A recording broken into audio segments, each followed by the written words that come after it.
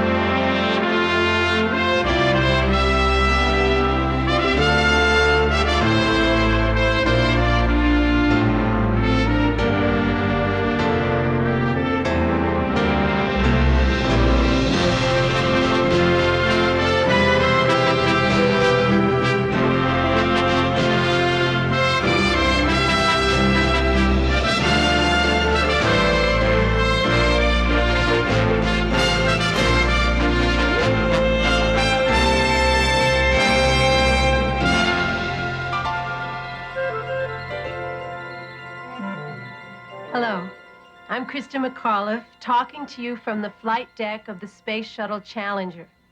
We're in orbit now, and we've just stowed our seats. Since we're weightless, we won't be bolting them back in again until our return to Earth. Let me tell you, being launched into space is every bit as thrilling as they said it would be. When those main engines ignite, and right after them the solid rocket boosters, and you're just hurled upwards, well, it's something unusual in this school teacher's life. By the time the shuttle reaches the top of the tower, you're going 100 miles an hour. 2 minutes later, you're leaving the Earth at 3,000 miles an hour. 3,312.5. I knew that. She's within 10%. That's good enough for high school. Not in my class. I'll vouch for that. I watched you correct her homework papers. All right, class, order, order. Please, Krista, go on. Now I'd like you to meet our crew. This is the flight deck, and on my left is our commander, Richard Scobie. We call him Sco. He's one of the few enlisted men to have become an astronaut, and we're very proud that he's our commander. Boy, look at those lovebirds holding hands. Frightening. Don't make fun of romance, honey, or I'm going to knock you upside your head. You're a country boy. Well? Come on, let her rehearse. Well, who's next, Krista?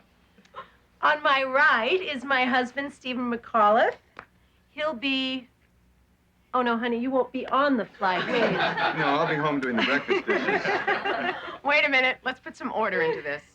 The man really on her right will be our pilot, Michael Smith.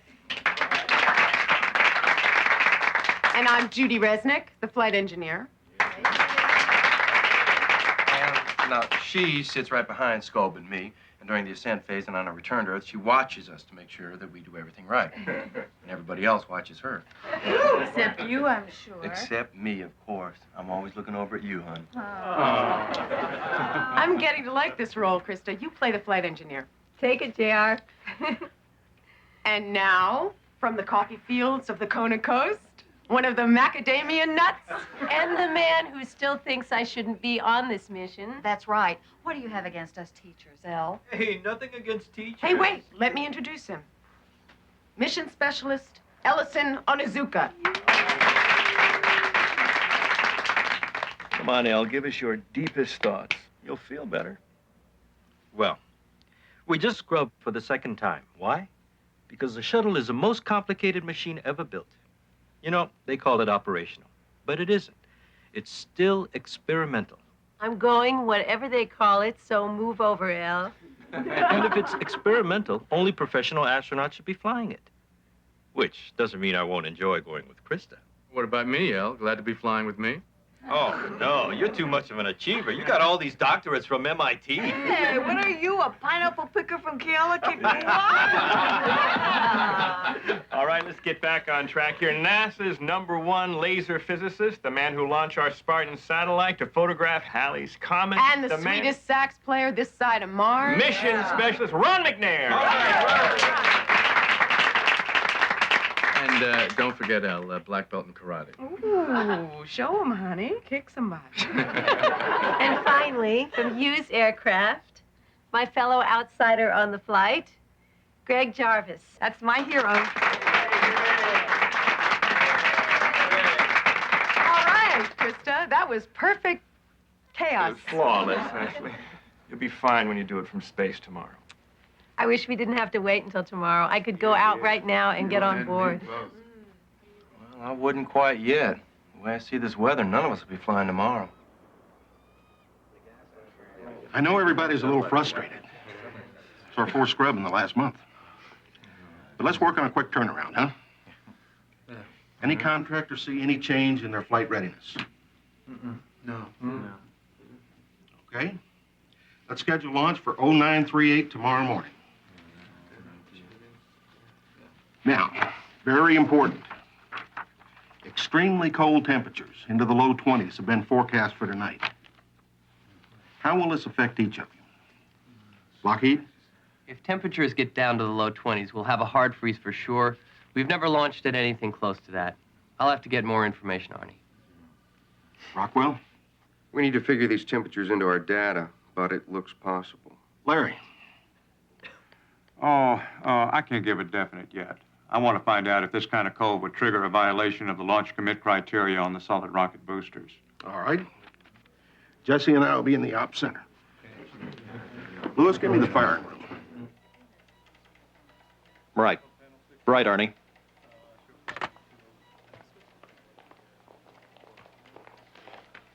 "24-hour turnaround.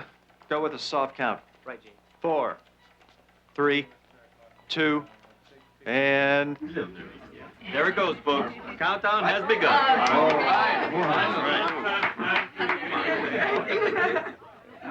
Well, Wondering what it's going to be like up there, Krista? No, I was back in the past. 6 months ago, the day I was chosen.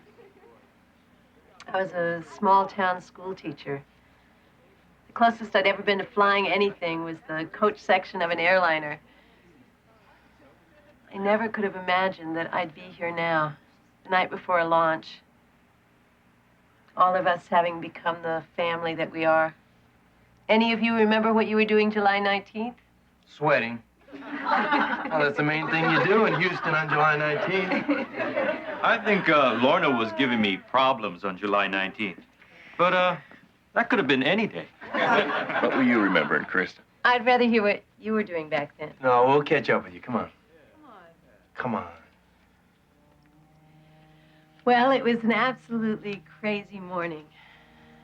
NASA had brought all 10 of us finalists to Washington, and the winner was going to be announced at a ceremony at the White House. But we wanted to know ahead of time. We didn't want to find out at the same moment as the rest of the country. But Anne Bradley was in charge, and she absolutely would not tell us. It's out of my control, everyone.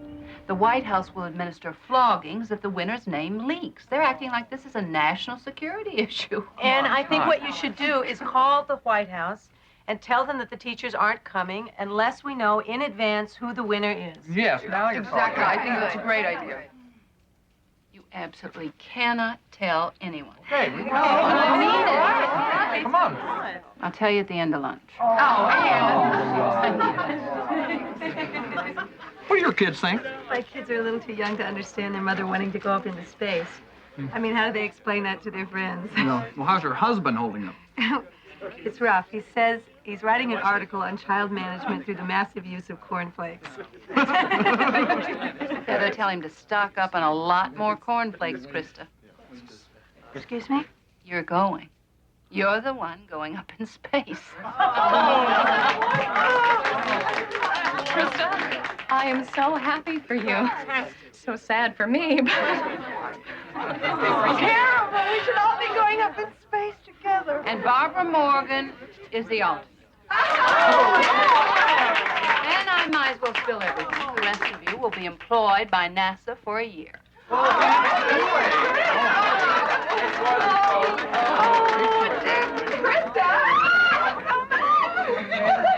you realize?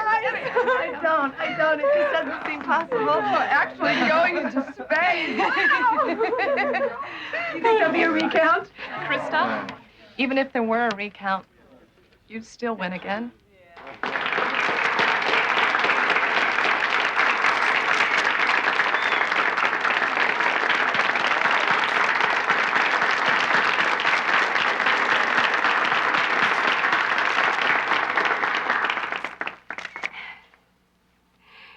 It's not often that a teacher is at a loss for words. I know my students would agree. I've made 9 wonderful friends in the last 2 weeks. And when that shuttle goes, there might be one body.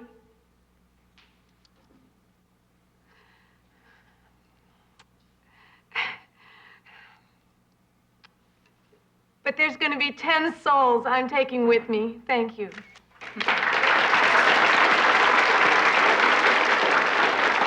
We'll only practice about an hour today, Scope. Why is that? Yeah, the other aircraft's in maintenance, so this one's on overload. Weren't you scheduled to get another landing trainer? Yeah, we keep asking. And they keep promising. Still looking for a January launch, Scope? They don't change payload or add a congressman. Think I'm gonna go even if no one else is ready. I agree. You're ready for a real one.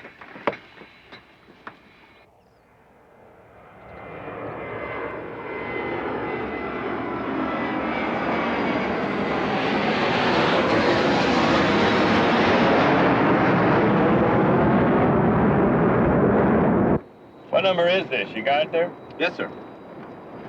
You're getting close to your 900th shuttle landing rehearsal, Commander. It's okay, Scope. You get the hang of it pretty soon. Yeah, well, I hope so. The folks with me are going to be real interested in how I fly the shuttle. Hey, that's right. You got the teacher. Uh-huh. How'd you find that out? We just heard. They tell the important people first. That a good idea, Scope? You like the idea of an outsider getting a seat on your shuttle? Well, it torqued me at first. You know, we got guys in this program who've been waiting 15 years to fly, and then they lose their seat to somebody who just walks in off the street. But I like the idea of us sending the first lesson from space. Now, I think a lot will depend on what this Krista person is like. All right, let's fly the shuttle.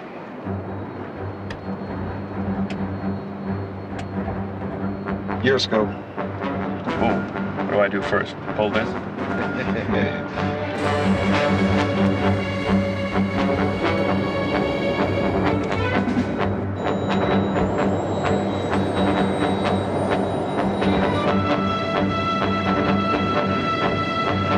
You're offline. Right, I see it.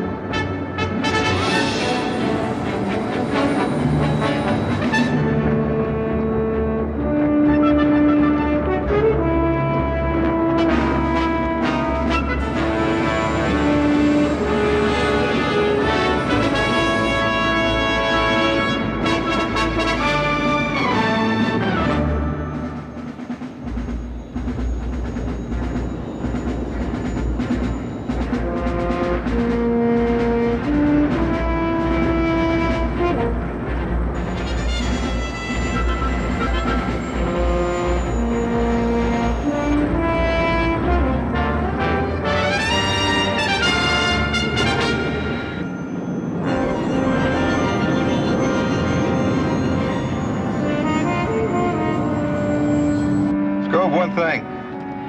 If you break through cloud coverage at 7,000 feet and you're off flying that far, I'll jump on it even quicker. Get it corrected right now. Right. I can do better. Watch this next one.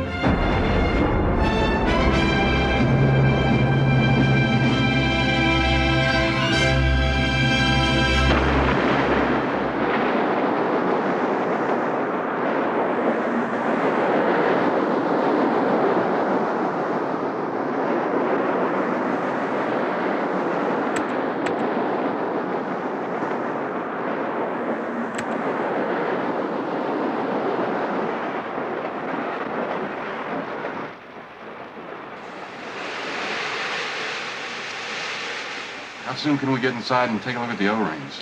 We'll start taking it apart tomorrow. In a couple of days, we'll give you everything you want. These horizontal tests don't give us what we want. The only thing that'll give us real information is the vertical firing under flight conditions. We fire it the way we're told to, Roger. We know that, Stan. If you try to test one of these things vertically, there's no way to hold it down. It'll launch itself. Fine, but the only way to know exactly what we've got is with a vertical firing. Somebody ought to tell management that. Well, we can't tell nothing to nobody today. It's quitting time. How about a beer? We don't drink in my family. Okay. Come on over to the bowling alley. Knock down some pins. It'll make you feel mighty. See you in a couple of days. Typical. Nobody seems to take this problem seriously. I'll bet 90% of the people who work here don't even know what an O-ring is, let alone there's a serious problem with them. Real discouraging. What's discouraging is Morton Thiokol not getting off its behind and doing something about it. Right. They got their contract with NASA, the shuttle is flying. Why talk about problems is their attitude. Well, they'll have to talk about this one. I hear if this O-ring problem isn't solved soon, NASA will be looking for another contractor. No way. If NASA dropped Morton Thiokol, they'd have to suspend the shuttle program for a year, redesign the entire booster, start a whole new test program. You know that's not going to happen. It's ni, sa, she, it's ni, sa, she, it's ni. Yame. Ray.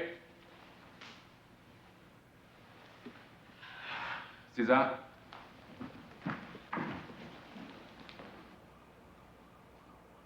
Do you study karate to fight others? Charlotte. I study karate to improve myself through self-discipline and self-criticism, to learn to overcome failure, hardship, and fear. For what other purpose do you learn karate? Al.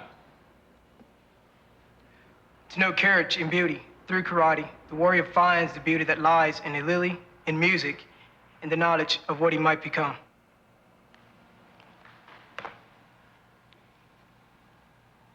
Is this a moment in which to fight or to smile? Okay. See you Thursday.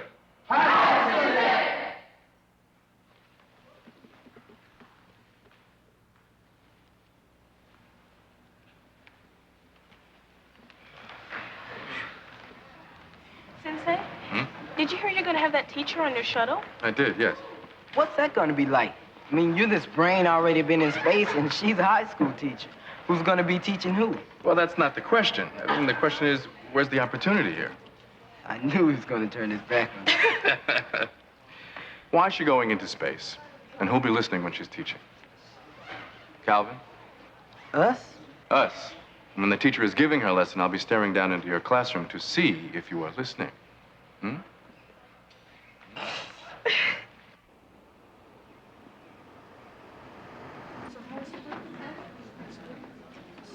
Say, Roger, you got a minute? Come on over.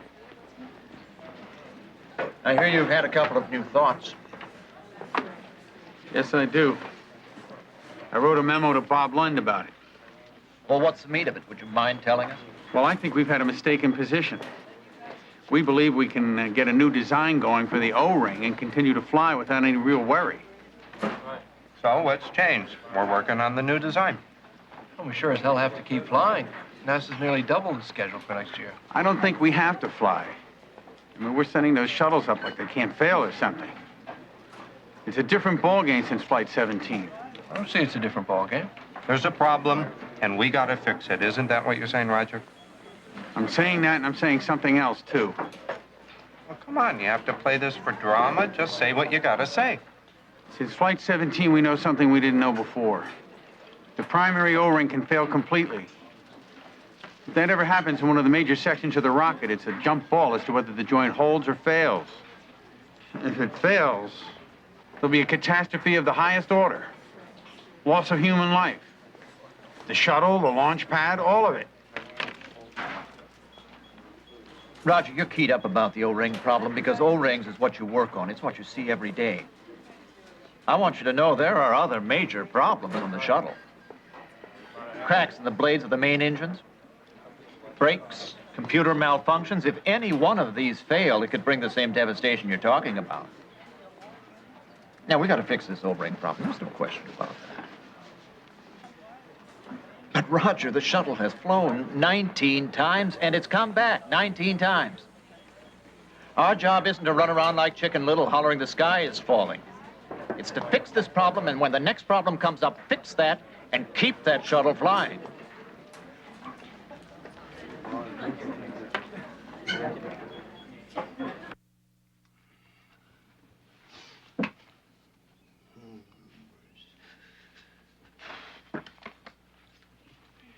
Do you remember Claire? Oh, yeah, red hair?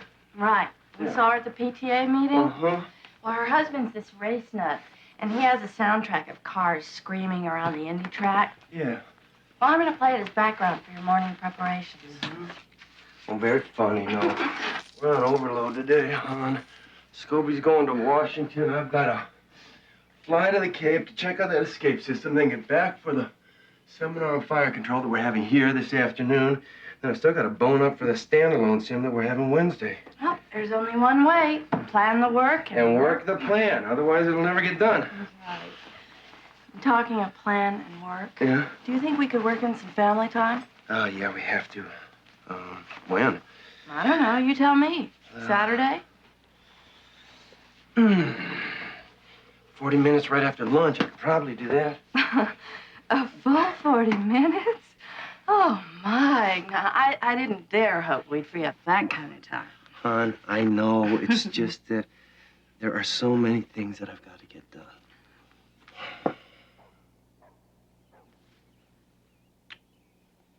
Come on, say goodbye to the kids. When will you be back, Dad? Saturday, right in time for Janelle's soccer game. You missed the last one, so be sure. You won't be back in time, Al. Why? Why? When you go to the Cape, you get back late. Sometimes. Usually. Hey, if I don't get here, it's because something made it impossible. I get here as soon as I can. And mostly it's when we're already asleep and then you're gone before we get up. We know you've been here by the laundry you leave. Try to get here, Dad. I need help with my algebra, too. I'll be here. We'll do the algebra right after the game, okay? Okay. Now, keep my record of punctuality perfect. I lift the tawny Hawaiian body out of here. Aloha.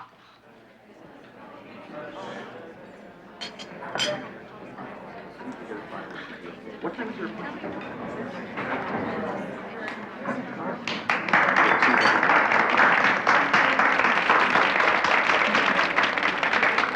Well, there's no mystery about who you are. Or you. I've seen your picture. Dick Scobie. Hi. Nice to meet you. Quick, what's 9 times 7? 68. Well, that's within 10%. I think that's close enough, don't you? Not in my class. Please. It's nice to meet you. Please sit down.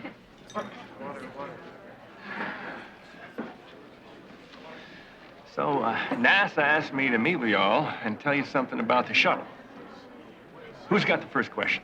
I do. Go ahead. What do we call you? Well, Dick is fine. Mostly people call me Scobe. I picked that up in grammar school. Commander? Commander, no, you wouldn't use except during a mission.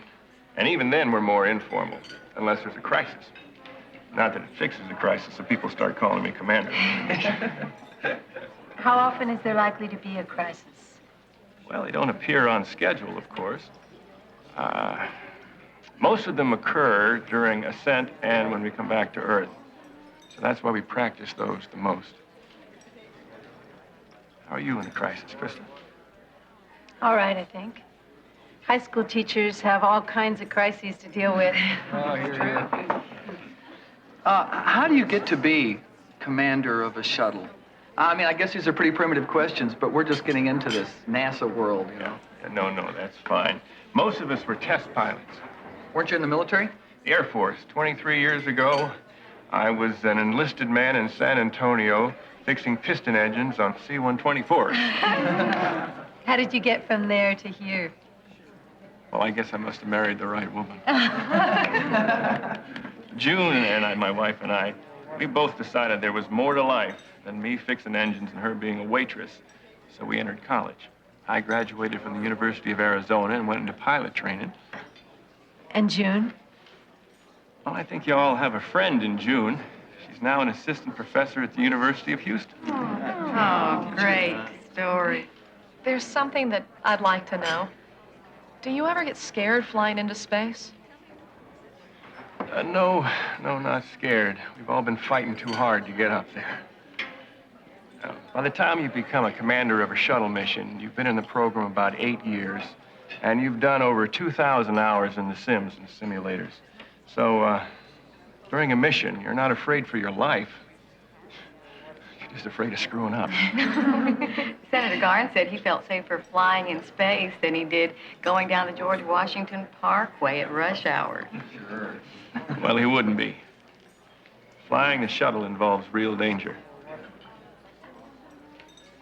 You're sitting on top of a controlled explosion at launch. Solid rockets generate 44 million horsepower, and each one contains 500 tons of explosive fuel. So you light them and you ride them until they burn out 2 minutes later because there's no way to shut it down. It would be very easy for something to go wrong. And yet you're not scared. And even after what you've just told us, neither am I. That's the way you have to feel when you're an astronaut.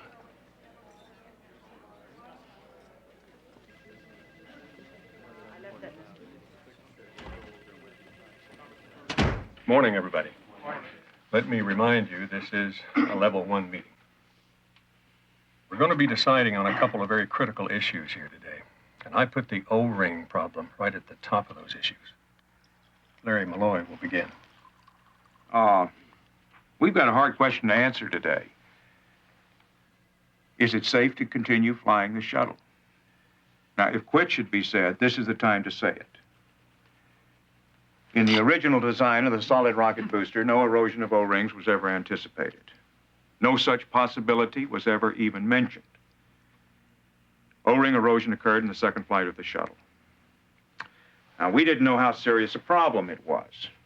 We decided, since every O-ring in the solid rocket booster has a backup, a secondary O-ring, safety was guaranteed.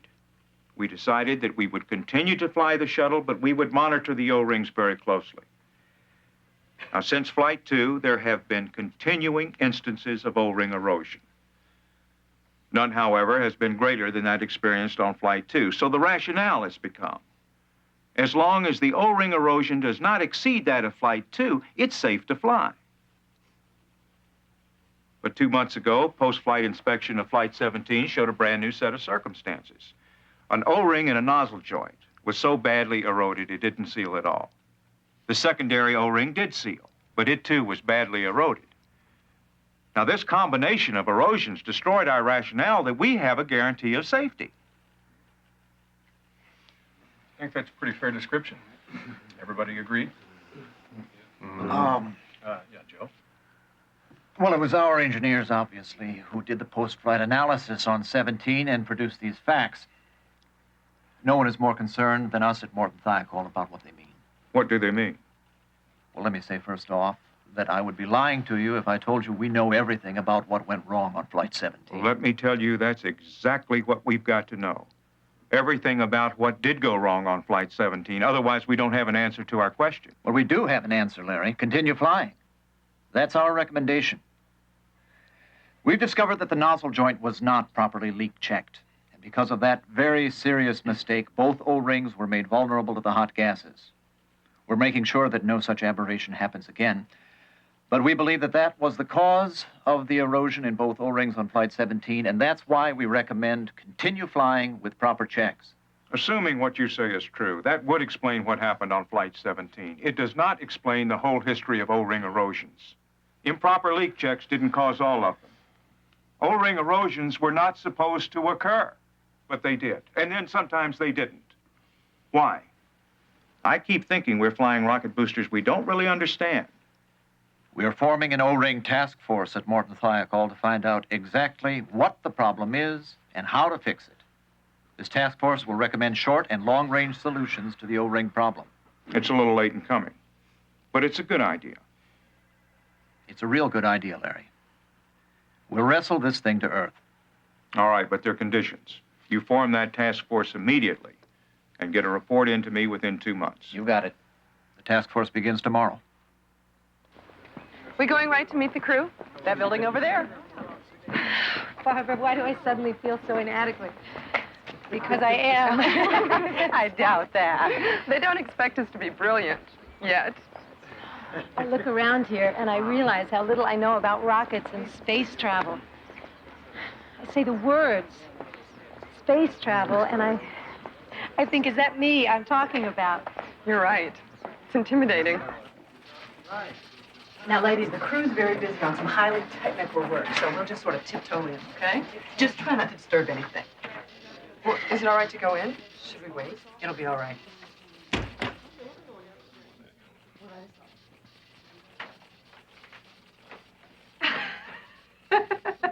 Hi.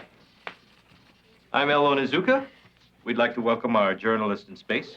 Teacher in space, fool. Good morning, Krista. I'm the well-behaved one, Mike Smith. That is not the truth. He's always late to class, he doesn't complete his homework assignments, and he uses bad words. I'm the good student. I'm McNair. They're all truants, Krista. You and I will have to take this bunch of dead-end kids on together. I'm Judy Resnick. Hi. I see you in all the best places. Welcome aboard, Krista. Thank you. All together now. Good morning, Mrs. McAuliffe. Good morning, class. Teacher, can you tell me? What's the capital of Kansas?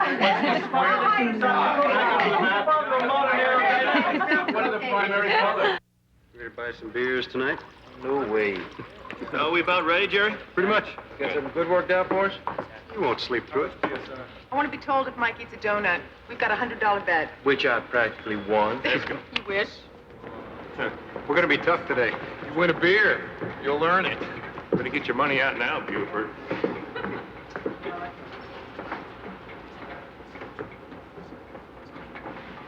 That's it on the Uber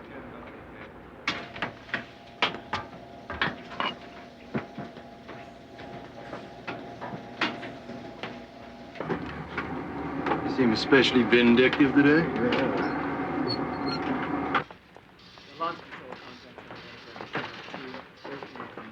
Okay, be ready to begin a cabin leak at 6 minutes before main engine cutoff. Okay. How many of these do you want? Got 2. Come on, I didn't have breakfast, William. At 2 minutes before cutoff, fail the computers. Computer switches. Got them? Let them be vindictive. They won't get one by us. Show it on monitor. Yes. There'll be a port line on the front. Bring it up now. You got my little green pen? No, you've got pins right there in your pocket. No, but I like the one with the little... Ready? All right, we're reset. Okay, let's tighten up. Okay, resetting. I want that cabin leak right after liftoff.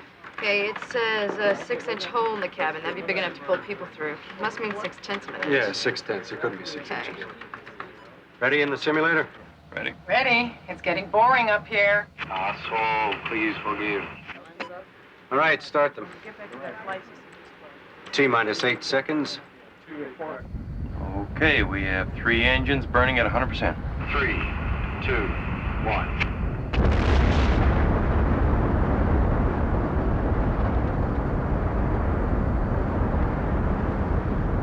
Houston, roll program. Roger, roll Challenger. LVLH. Throttle down.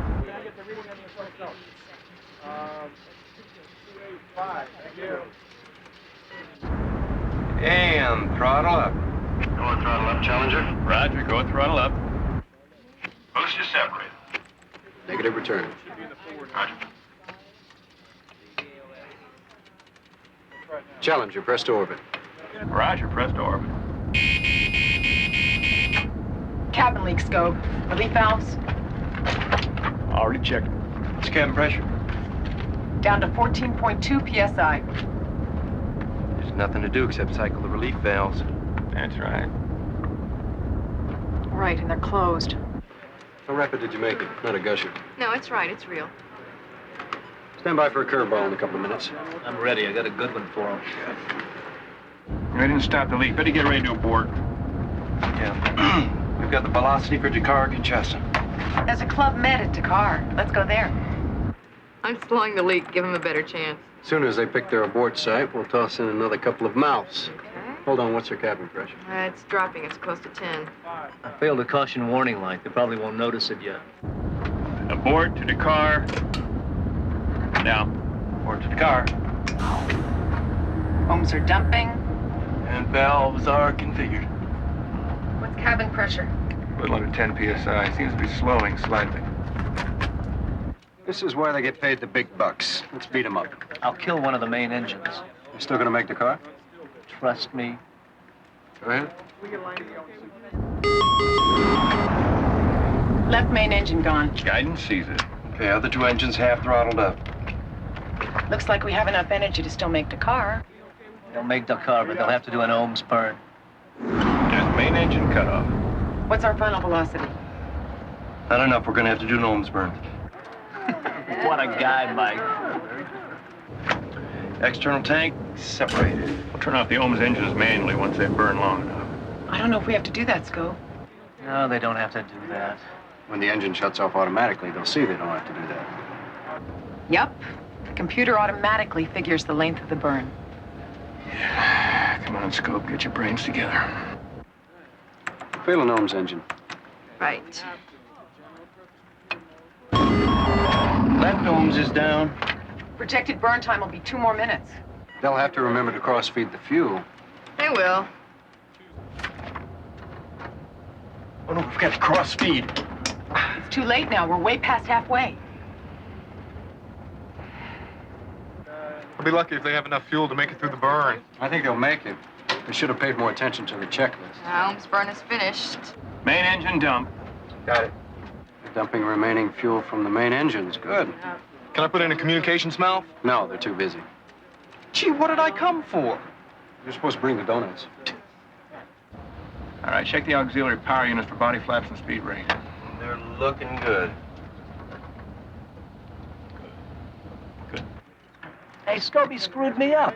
He went through the checklist so fast I couldn't get my mouth in. Oh. Gee, I'll fix that. I'm jamming the gearbox for the speed brakes. That'll keep them fully closed. Speed brakes are jammed. Well, there's nothing we can do about that. We may have too much energy to land on the runway. Mike, let's plan to bring the gear down early. High tailwinds over Africa. That's going to keep the energy even higher. Scope, should we try to open the speed brake manually? No, it's too late. I just tried.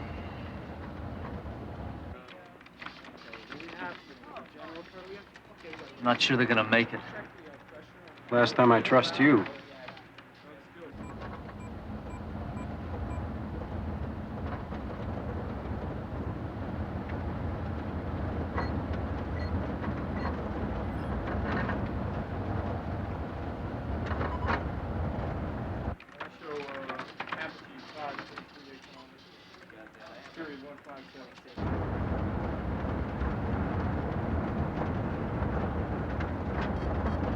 Mike, get the gear down.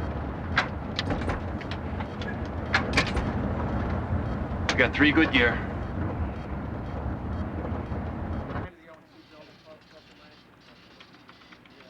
He won't get it down on the runway.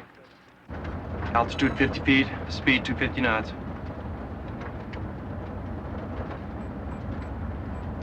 30 feet, 230. 20, 230. 10, 210. We're going way too fast. Touchdown. Nose gear is down. We're overshooting. Going to maximum braking.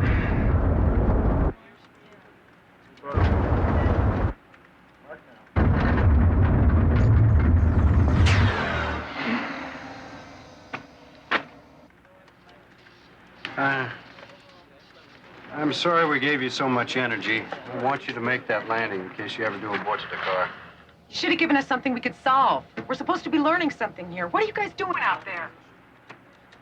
Yeah, but you know something? What I'm thinking, Scope. Yeah, you know, I could have taken a wider swing around the hack. I would have dissipated more of the energy. Yeah, but then you're fighting the computers. They said stay on course. Yeah, I know, but sometimes you just gotta fly by your gut. You just gotta bring it on in. Tell me about it. You know something else we might have tried? All right, ready to reset? Later. Larry, what went on at that Washington meeting? Are we getting anywhere? Oh, we're flying, you know that. The conclusion is that the problem with Flight 17 was an improper leak check. If you accept that conclusion, you continue flying. I don't think that's the question. The question is, are we right to continue flying? Well, the future will tell us that. Launch criteria prohibit flying the shuttle with a criticality 1 element. Those O-rings are now criticality 1. So, well, what I'm doing is issuing a waiver on each flight as it comes up. That sure doesn't solve the O-ring problem. No, sir. The O-ring problem is not solved. Tell me what's wrong with this story, Larry. Shuttle flies, and we find O-ring erosion, but nothing happens. So we fly some more, and the O-rings erode some more. Then, instead of getting more worried about it, we start getting used to it. That's the wrong part. And almost without noticing it, we lower our standards. We start to believe that because we've gotten away with it so many times, we'll keep on getting away with it. Well, we've gotten away with it, but we're not going to get away with it forever, Larry. I want to know how that task force performs, and I want the O-ring problem to have absolute priority. Yes, sir.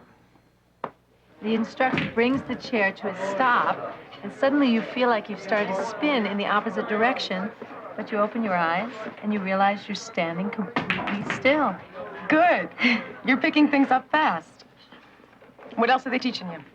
Well, we're going up in the KC-135 next week. The vomit comet. Don't worry. Only the men get sick. Good. There's one other thing I wanted to ask you. What's it like to be up there in space? I always hate that question. Why? Because you can't answer it. Ask me something else. That's the one thing I've been longing to ask somebody. All right. I can give you impressions, snapshots. You don't want to come back. You find you left all the stress back on Earth. You're serene.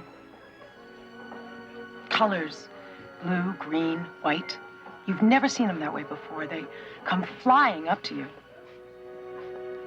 Rivers pouring off the continents. The Amazon comes down with a force that sends it 100 miles out into the ocean before it even mixes with the salt water. You find yourself in the fetal position when you sleep, as if you're in a womb. Earth, our little planet, so beautiful. No boundaries on it. No support coming from anywhere outside. It's just there, by itself. You feel protective of it. I can't wait. I can't wait to share that with my students.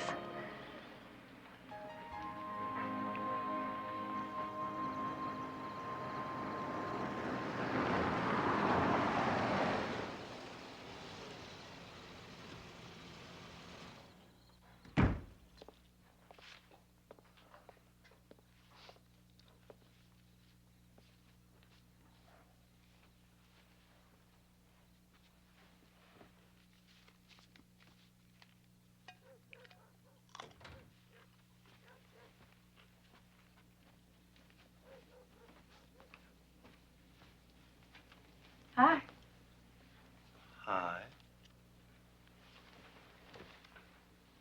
Is this for us? Yes? Didn't we used to have some children around here? Scott's practicing late. Allison's at Mary's, and Aaron is staying over with Cynthia. I see. We have 2 full hours to do whatever we want. And just what do we want to do? Dance? Dance? We don't dance much anymore, you know what I mean? I mean, it's just one of those things that glides out of your life, and you forget how you used to do it and how much you enjoyed it. Care to dance with me, Mr. Smith? Truth? Dancing was not the first thing I was planning on doing when I got home this evening. But, hon, if you want to dance... I've got a cassette of some South Carolina beach music. How long has that been? People are going to think they're rednecks from the 60s living in here. But we're going to start with something else. I've got this all timed, so come on now, darling.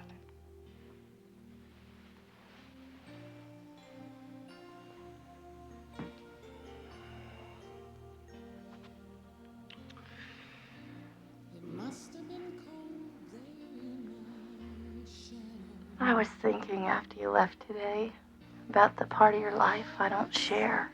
You know what I mean? I'm not in the simulator when you do something smart and the trainers buy you a beer. I won't be on orbit to see you fly the shuttle back to Earth. I'm here at home. And the Mike I see is the father and the husband. Hi, Mike. I don't know how you can be so terrific as an astronaut and then come home and be so wonderful as a husband and a father. It touches me so. Honey. I don't say anything. This is the part I want you to hear. Did you ever know that you're my hero? Everything I would like to be. I can fly higher than an eagle, 'cause you are the wind beneath my wings.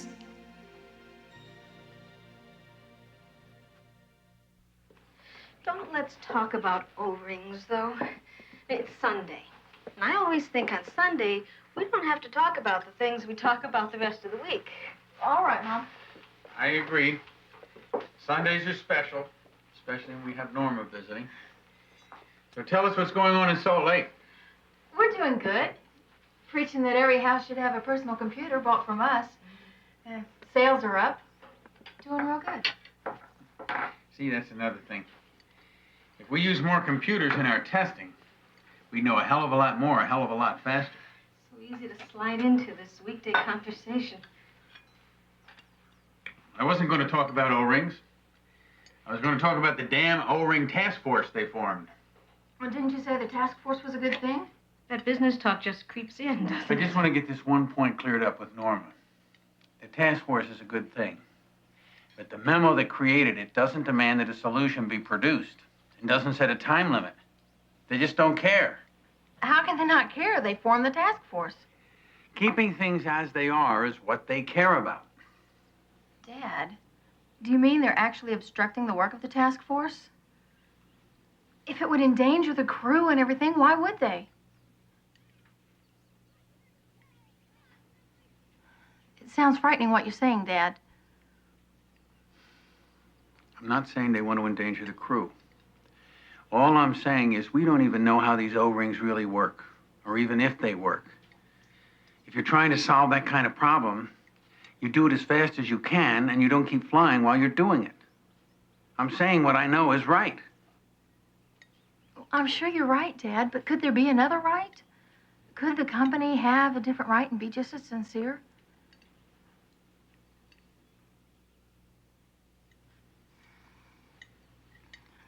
I'm sorry, Mom. It's just so interesting to me. It is interesting. I can see that. It's just that it was Sunday.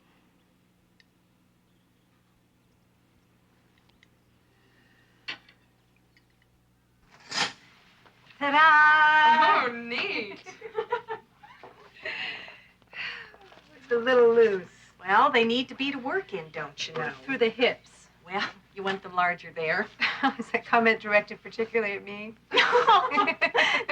No. In the weightless state, the blood, instead of heading for the feet the way it does here on Earth, goes to the middle of the body and stays there, don't you know? Great. I'll tell you one thing. I want to be photographed from the waist up when I'm doing my lessons. That's so lovely. Also, you know, you'll be an inch and a half taller in space. Oh, that's right. That would help. These black boots are what you wear for launch. Oh, very smart. And these leather-soled woolen moccasins are for comfort in orbit. Oh, those are terrific. Oh, look at that. My kids don't really believe I'm going up into space. I'd like to walk into their room in the middle of the night with one of those on. Now, here's something for your diet.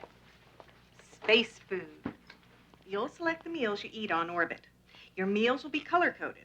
We've got 140 food and beverage items. Who wants to go first?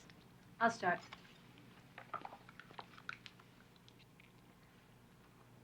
It's got cafeteria food beat. Mm-hmm. They do chicken right. When you're hungry, you just float over, pick out your color, and start back. Float over. Every once in a while, I sort of stand outside myself, and I realize what I'm doing. Oh, try the broccoli. It's delicious. Sprouts. You want more? No, you haven't eaten any. I will. Did Dad call? No. Did he say he wouldn't be here for dinner? No. Maybe it's one of those times when he says it's impossible to get here. Yeah, and maybe rain falls up instead of down, too. Eat your fish. Try 'em. I used to run around the islands picking these when I was a kid. Oh, good, Al. What you call? Macadamia nuts. Eat them with your beer. Guaranteed you'll gain 30 pounds in one night. It's my turn. Hey, wait a minute. I'm next on that pool game. Let me go next, Al. I need revenge on Brandenstein. All right, but I'm next, okay? I got dinner waiting at home. You should have brought the plans. I could point right to where you should make revisions. We took a good long look. Those plans don't have to be revised, JR. Mark, there are 3 specific errors. Don't exist. We didn't find them. They do exist. The remote arm cannot grab that satellite the way it's positioned in the payload bay. I'm not guessing at this. JR, there are 4 of us and 1 of you.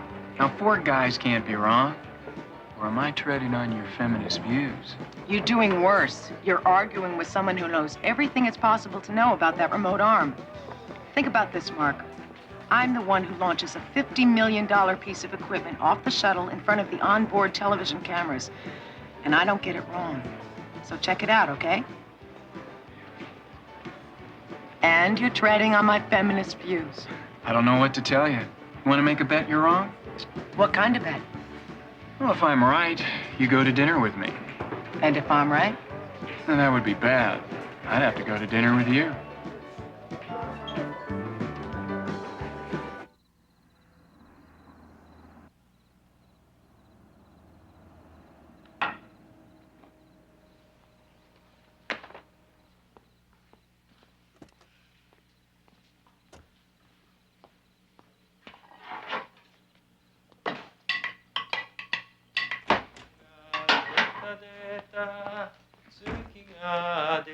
Hey, where are the kids? They're in bed, El. Okay, I can work with that. Is dinner ready?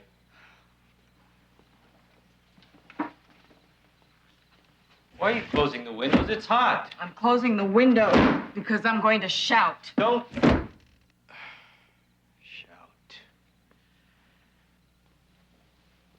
I am gonna eat for 3 weeks straight and make my rear end so big you won't be able to get around it to get into this house.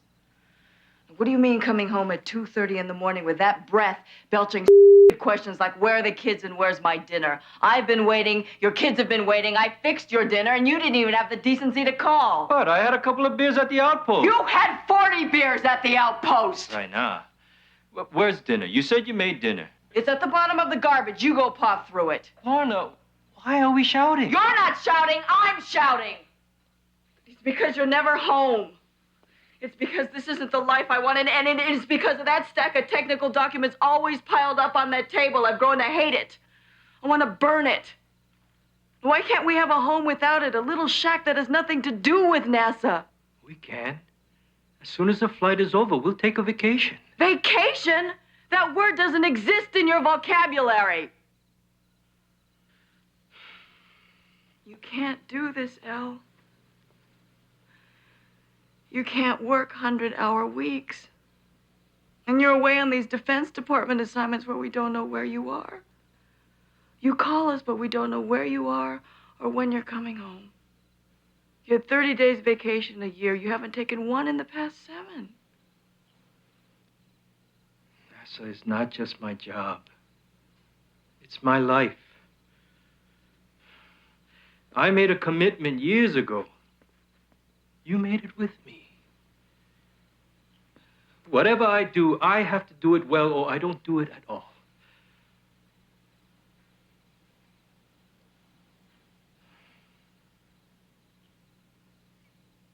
I'll try to do better, Lorna. No, don't do better. Do worse. Do less. Just stop, Elle. Be with us. The girls and I are a part of your life, too. Just come home. We miss you. I will. And we take that vacation. I promise.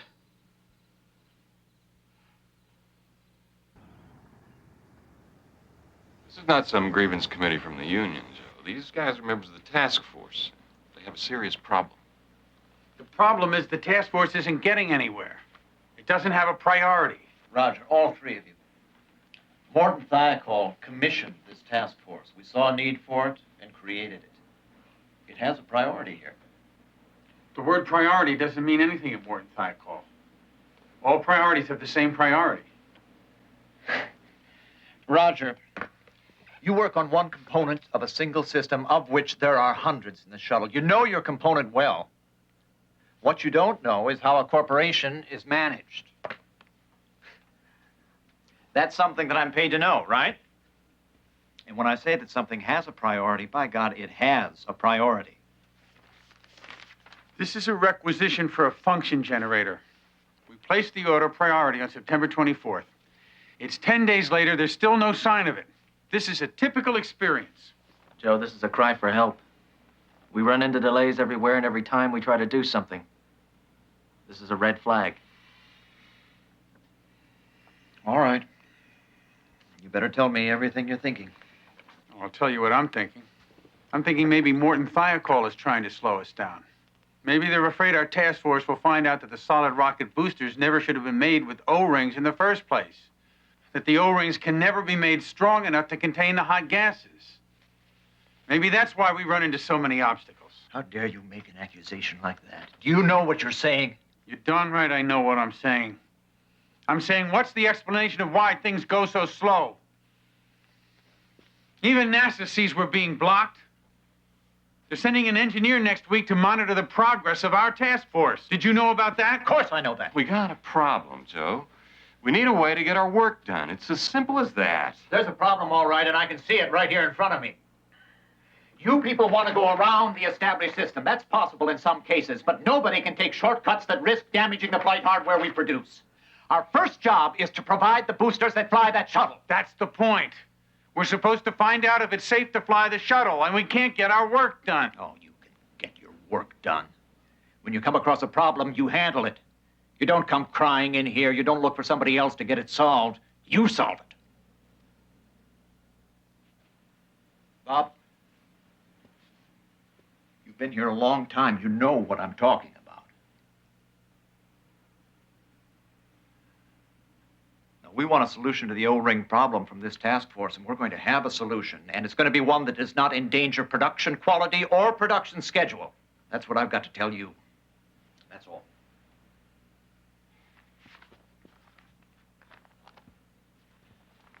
I'm telling you, Joe, Morton Thiokol should not ship any more solid rocket boosters. Not until this O-ring problem is fixed.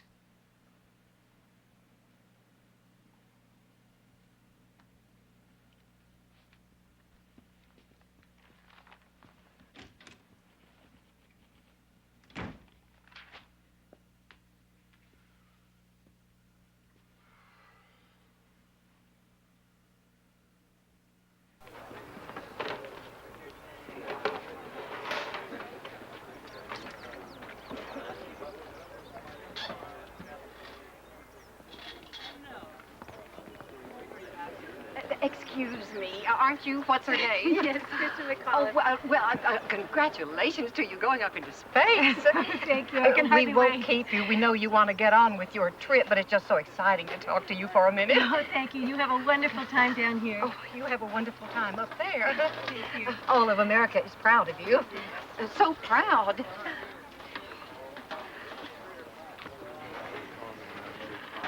Howdy. Hi. Bob Mayfield. Hi, Bob. I've been looking forward to our meeting. I'll be working with you on the lesson plans. Sorry for the tardiness.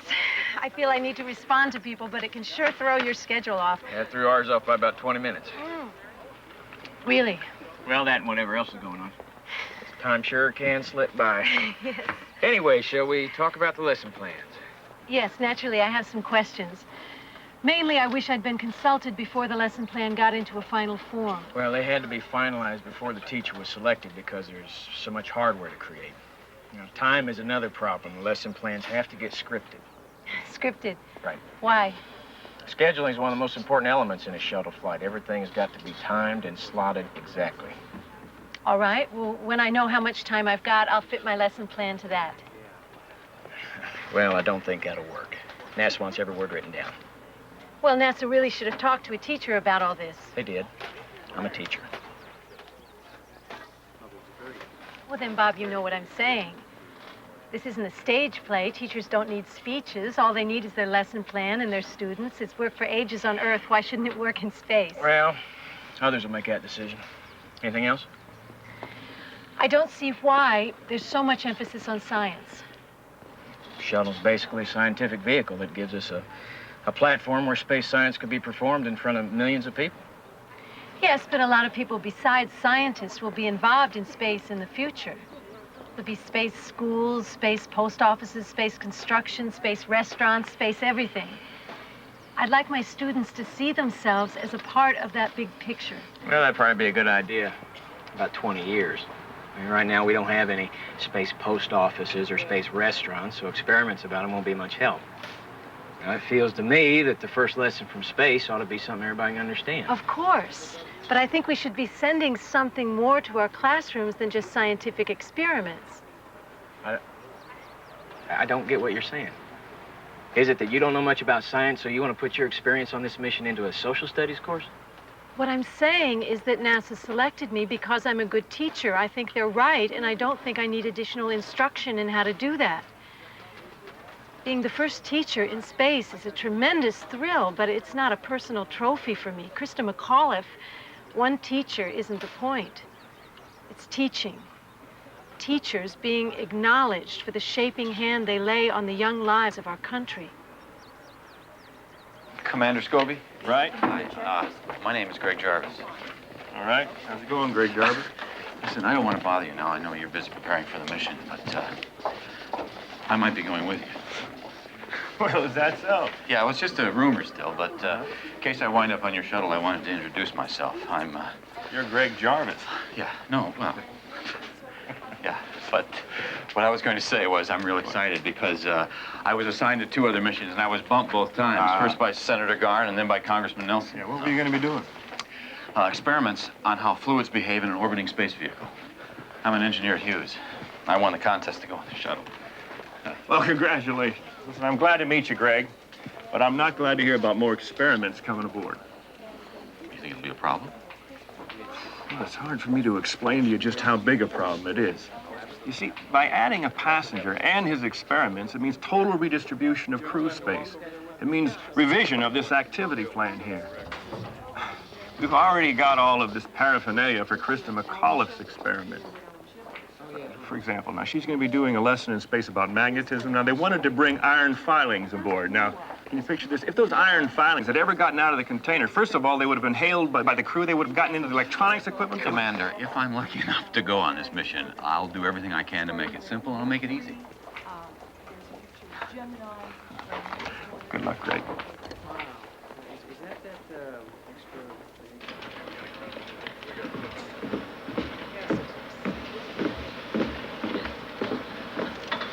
You go in first, all right?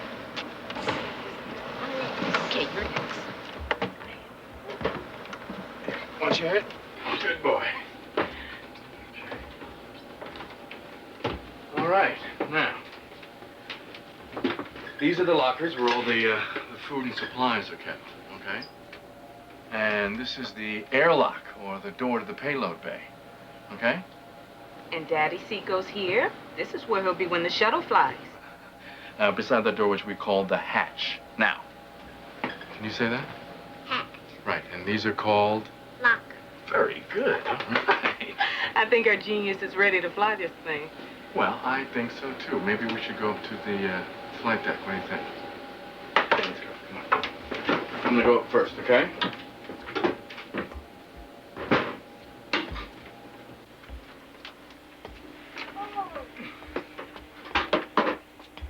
Let's go, champ. Come on. Ah!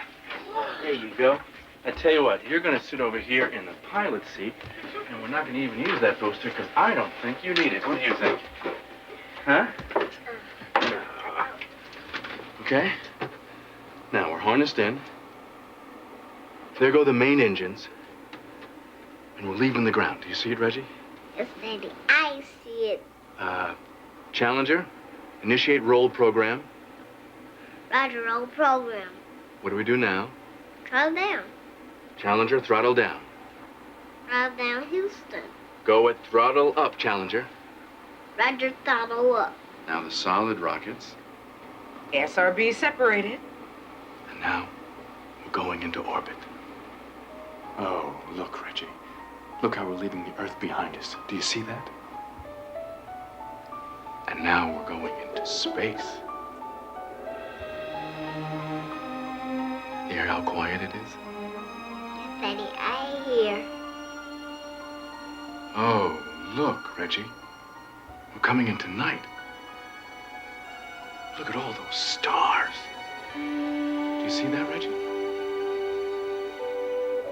Yes, Daddy, I see them. Millions of them.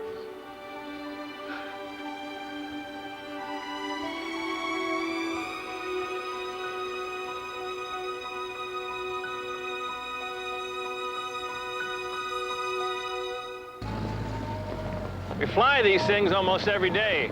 Keep our skills sharp. You don't want any rust on you when you're about to launch in the shuttle. Right, Scove, I can see that. Take it easy now. Right. So first of all, when we get up there, we're going to try some dives. I want you to feel G-forces like at liftoff. Now, I warn you, Krista, this is not going to be like airline flying. I want to get you ready for what you're going to experience during liftoff and ascent and during re-entry. You ready? Ready. All right.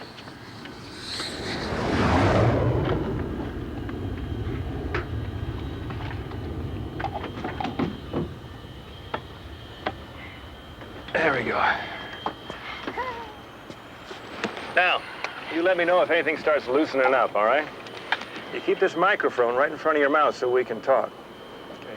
Now, your emergency oxygen is down there, and these are the different radio bands here, and this is a stick that you fly with if anything happens to me.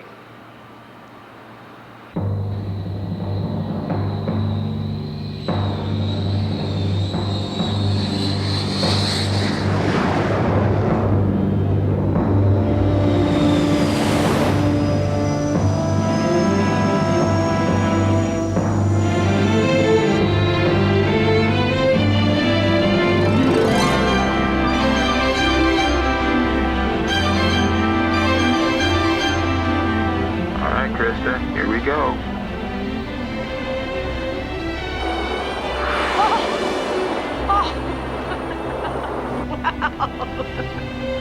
They say about the T-38s, you keep the dirty side down.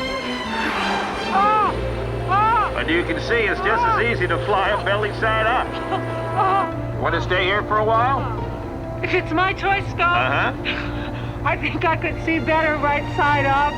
All right. I'll show you what it feels like when we're dropping back through the Earth's atmosphere. It'll pull your clavicles down through your pelvis. You ready? Probably not, actually. Here we go.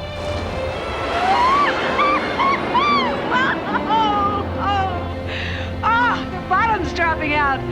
Well, that's bad. Hold on to your bottom, Krista. You don't want to lose that. We'll go back up there now and do a couple of other maneuvers that'll show you what a graceful little bird we're in. These are known as aileron rolls. Once you get the hang of them, you can do them all day. But the constant turning makes some people queasy. You're not getting queasy, are you, Krista?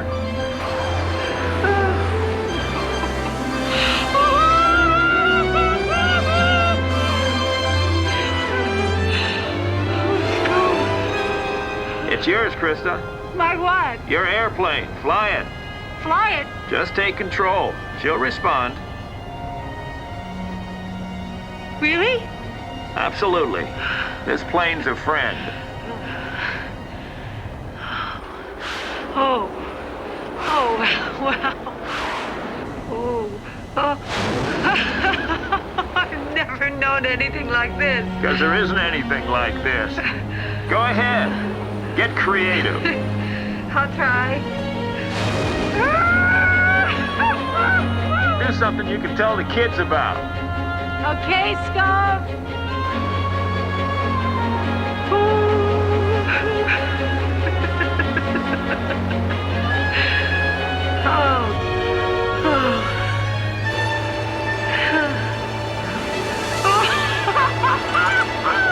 Hey, that's pretty good.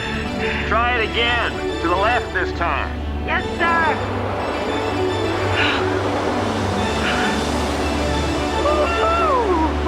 Say, that was big time. Congratulations, Airman McAuliffe. Watch this. Even better. Do I get my wings, Scum? Absolutely, Krista. This is what I wanted to share with you. This is freedom. I hope it's something you'll remember. Oh, Scope.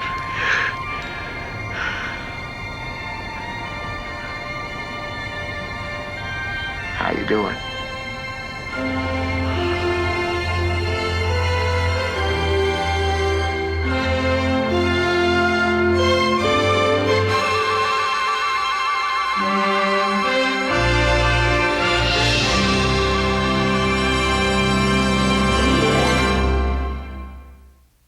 There's just so much to learn. The insects and the humidity. There's cockroaches here you could saddle. My hair is constantly frizzled. Swell, we finally get to talk and I fill it with laments. Well, you're entitled, sweetheart. No, don't even listen to me. This is ridiculous. I'm the most privileged person in the United States. I'm lonesome, Stephen. I miss my old wooden table. I miss having dinner there. I miss reading to the kids at bedtime. I want to go to the airport. I want to get on a plane. I want to be home by midnight. I want to look in and kiss the kids, and I want to sleep in our own bed. Great. I'll put on some coffee. No. I won't. I'm fine. Let me say goodnight to the kids. Okay, Scott's asleep, but Carolyn's here. Your mom would like to talk to you. Hi, Mom. Hi, darling. Are you in space yet? No, honey, not yet. When do you get there? All the kids want to know. Well, you tell them that I'm as anxious as they are. Everything all right at school? Everything's really good. Except you're not here and Dad's cooking is... Well, it isn't cooking, it's cornflakes. We're fine, though. I love you. Oh, me too. You get some sleep now. I'll talk to you tomorrow night. Here's Dad. Great cook. Krista? Honey, we're fine. And we love you. And we'll see you soon. Okay. I am tired. Good night, darling. Good night, sweetheart.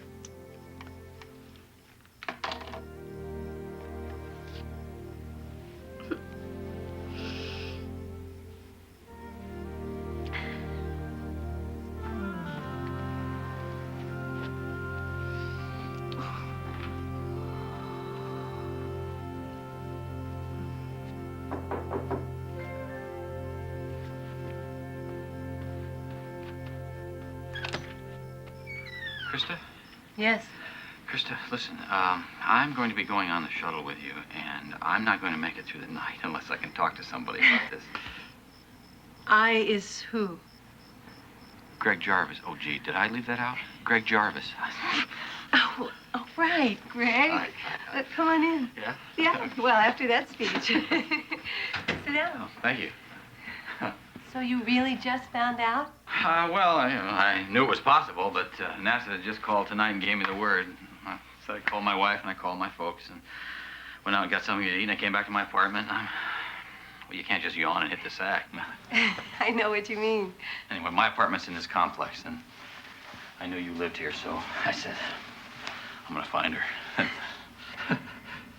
Would you like a glass of wine to celebrate? That'd be perfect.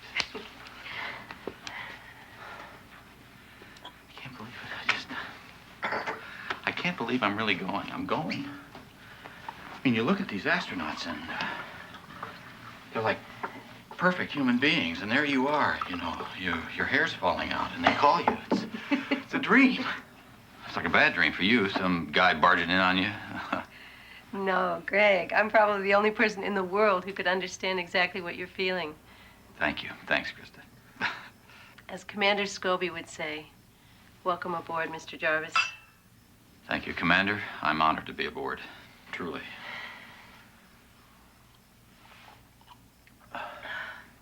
This is lucky for me, too. It'll be a completely different experience to share the flight with a Balding engineer who's so excited he can't get to sleep. balding engineer who's so excited he can't get to sleep. Good morning, this is Krista McAuliffe. Today I'm going to be taking you on the ultimate field trip through the Space Shuttle Challenger. First, I'd like you to meet our commander, Dick Scobie, who's sitting here to my left, and this is our pilot, Michael Smith. Yeah, Al, our comm seems to be breaking up a bit. Let me try the variable delay switch here. Talk to me back now. Okay. Well, what I'm trying to do is get this rigged. This will be after the EVA. Oh, yeah. Now I can hear you now. That's good. Good. Now, that bolt, I think, turns to the left. It does turn to the left, so you're going to have to. That's right. Yeah. That's what it says in your checklist there, right? Yep, I think you're right. Boy, it feels great down here. Like a summer day in Houston. I'm gonna need more of the guides. All right, a little bit more. There, okay. Yeah, that's good. All right, left, right, and you are clear.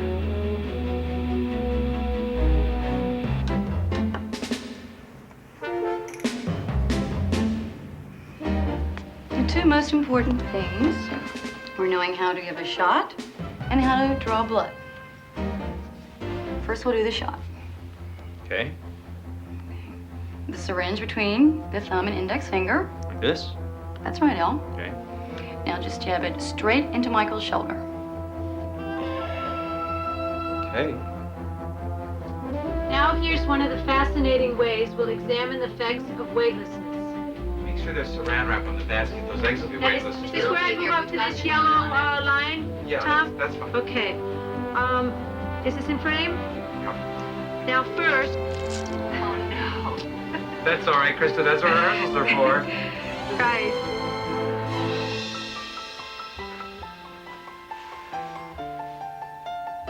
Isolate the cross feed line between the thruster system and the maneuvering system.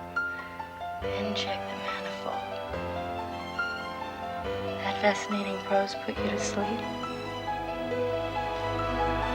KC-135 is the aircraft we use to produce weightlessness. Now, I just want to remind you that when the aircraft comes to the top of the climb, the pilot puts it into a fall for about 30 seconds. And that's when you'll be weightless. Krista, that will be your chance to practice your experiments.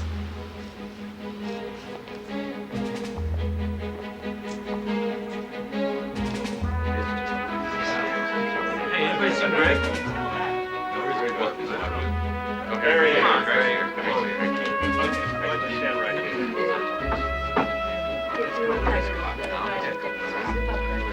Should we zip it up? Probably a little bit. All right. This one. Hold it.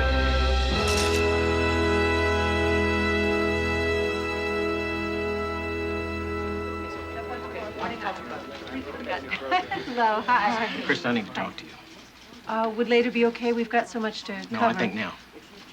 Come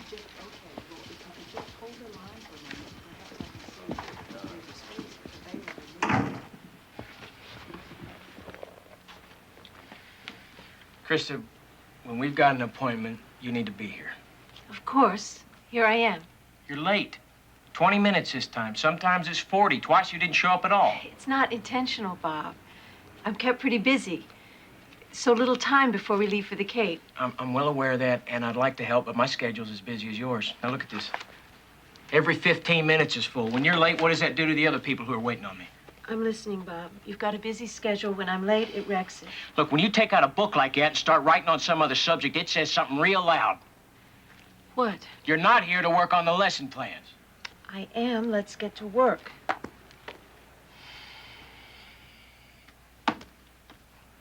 No. You can go. You know what lessons you want to teach. We'll just stay out of your road. Why are those chemistry experiments so important? Can you tell me that? You're not interested in why I think those experiments are important, Krista.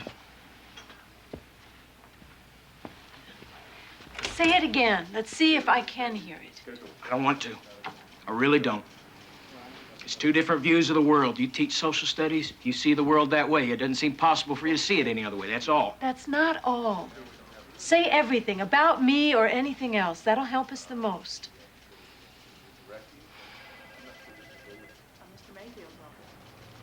The idea of a schoolroom in space ignited this little section I'm part of. We talked about it, we argued, we imagined, and out of it came a beautiful idea. The teacher, performing an experiment in a weightless state, while the students on Earth did it along with her and saw the fantastically different results. And that single action would illuminate the greatest mystery that surrounds us. Gravity. I think something all the teachers here share is the desire, just once or twice along the way, to have our students absolutely awed by what they're learning. And we thought this experiment would do that. I guess that's why we had such high hopes for it.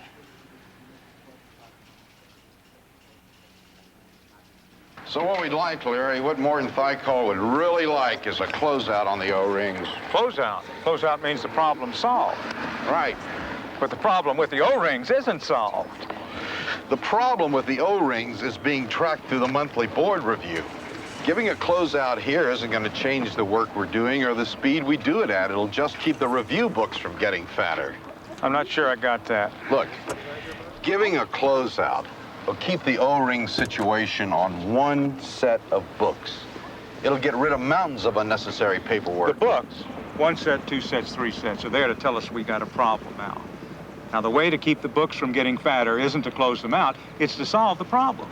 We're trying to solve the problem, but all this paperwork really slows us down. Boisjolet, Ebling, all of them are asking for less paperwork. Al, paperwork is not the problem. And it is not the answer to what's taking so long. Now, that's my question. What is taking so long? You know, I am deeply committed to the idea that finding a solution to the O-ring problem should not take longer than it took to invent the entire solid rocket booster. I can't know who's to blame, you or us. But this thing is not moving fast enough.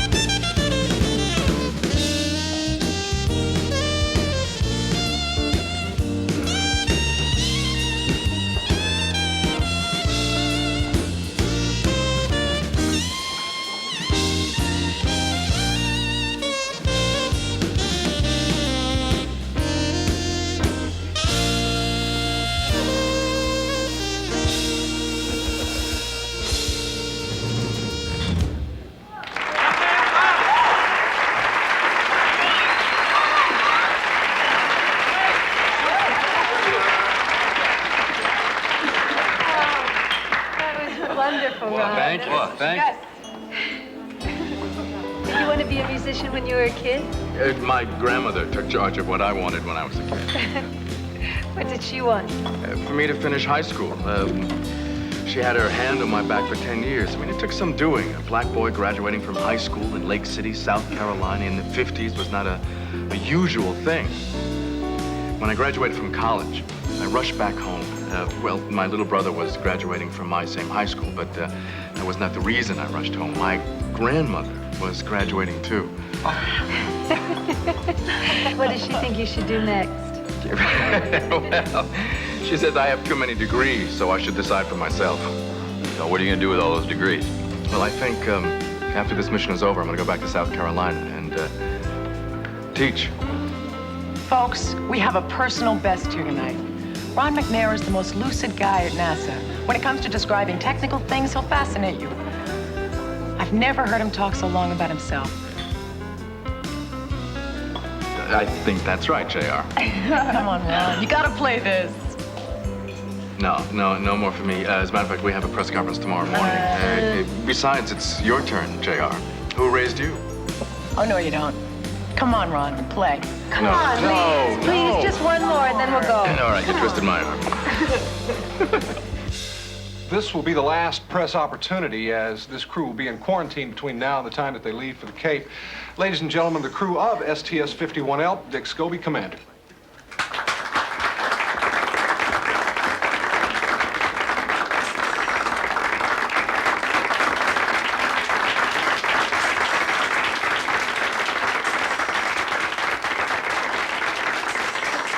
Okay, Mark, why don't you get us started? Commander Scobie, what do you enjoy most about spaceflight? Oh, all of it, I guess. But in particular, now there is the launch with all that dissociated machinery going off all at the same time. Mike, you've been waiting 5 years to get into space. Was it worth the wait? Well, we were told that it would take 5 years when we got here, so it seems about right. Are you excited? Yeah, sure, you bet. Do you have kids? Yeah, 3 kids. Are they excited? And how? They can't wait to get to Florida so they can go to Disney World. Elle, you've been on the shuttle before. Do you think taking civilians up, any civilians, teachers, politicians, is a good idea? I personally don't feel that we should consider spaceflight routine. There's still a lot of questions about the shuttle. We should make sure it's as safe as possible before we start flying too many civilians. On the other hand, I wouldn't mind a malfunction or two once Challenger reaches orbit. Spent a lot of time, hours underwater, training for an emergency spacewalk, and I'm anxious to try one. You mean you hope something goes wrong? Oh, I'd love to shinny up that remote manipulator arm. Be like climbing a coconut tree back home. Commander, you're a payload specialist on this flight, Judy, aren't you? Mission specialist. What about the malfunctions in the simulator? Do you find them difficult? I wouldn't say difficult. It's a matter of understanding the systems and practicing a lot. That's how we train. We practice a lot. Do you practice so much that when you actually get there, it's an anticlimax? When you get there, it's just like you practiced it. That's what the simulators are for, to give you real situations. Judy, Judy, do you think hi. that Krista can humanize space better than the astronauts have? Krista's a wonderful teacher, but we haven't talked about that. You ought to ask her what she thinks.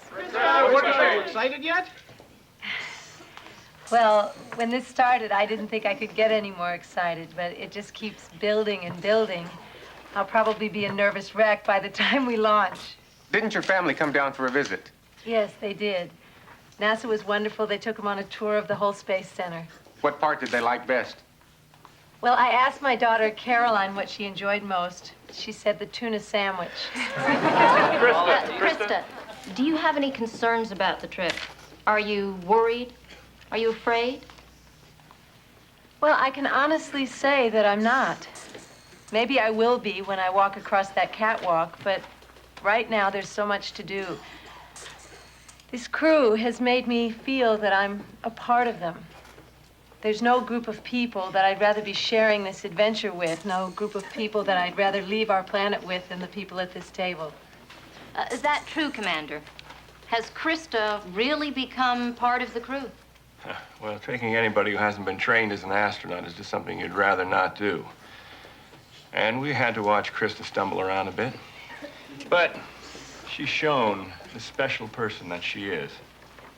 And I don't believe any of us would go without her now. Greg, Krista says she's not worried, but fear might hit her when she starts to get on board. What could you say to put her mind at ease? I could tell her that she's right. The unknown is mysterious, frightening. But when she walks out and she sees those giant boosters and the big tank, 6 million pounds of fire and thunder smoking, she'll know it's real. Ron, I understand that you often visit schools and talk to young people. Yes? What do you tell them? Well, that's not really the province of today's questions, is it? Why don't you ask me questions about laser physics or Halley's Comet? It's an aspect of you that I'd like to know about. All right, I tell them it doesn't matter who you are, where you come from, or how much money you have. If you want to reach a goal badly enough and you're willing to work hard to get it, you can be what you want to be. My God. How does it feel to finally be getting a chance to fly in the shuttle? All right. Well, basically, yeah, fantastic. And you're on board to...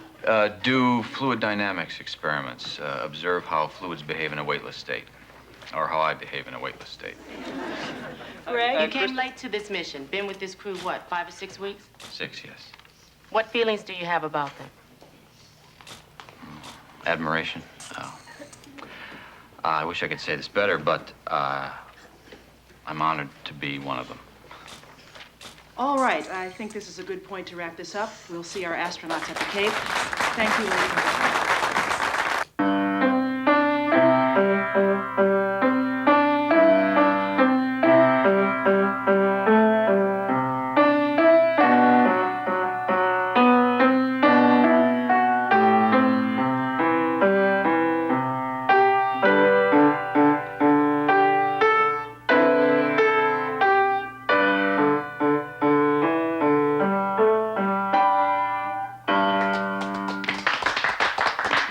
Beautiful, Darian.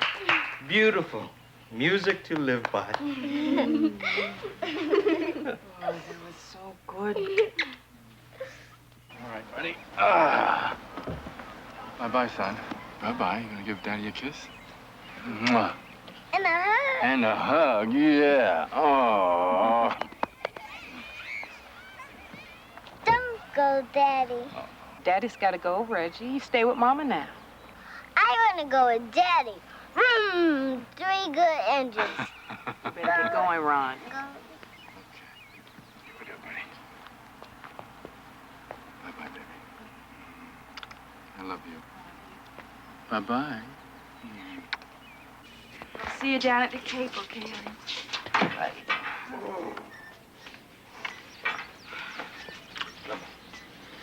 And with my big girl. Here you are. Come here, you. Oh!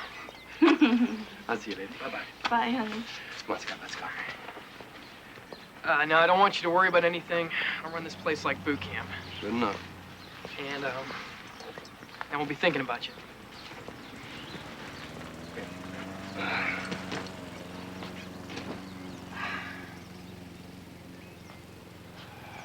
Look, Scott, you know there are always risks involved in space flight. And you have to think about that because something could happen. If something did happen, you'd have to be strong. I know, Dad. So don't let anything happen. But, I'll be strong if you need me.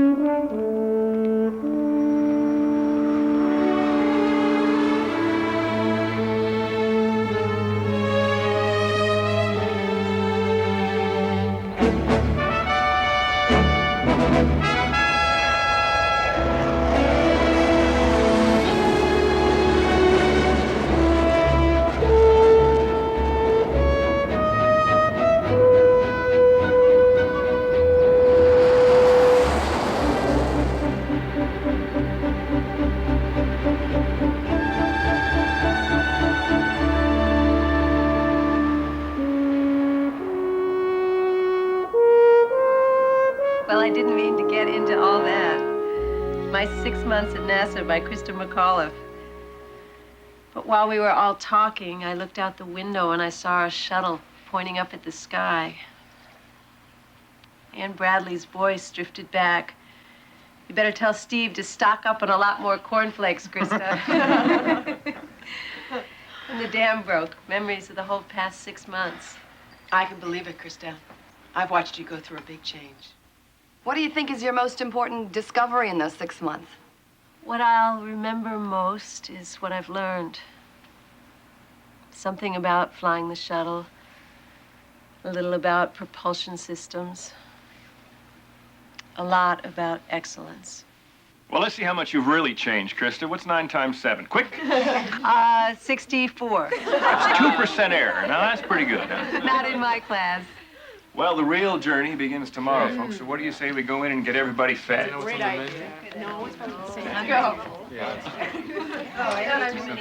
No more scrubs. I'm tired of those. Let's just go. That's what I just asked. Yeah.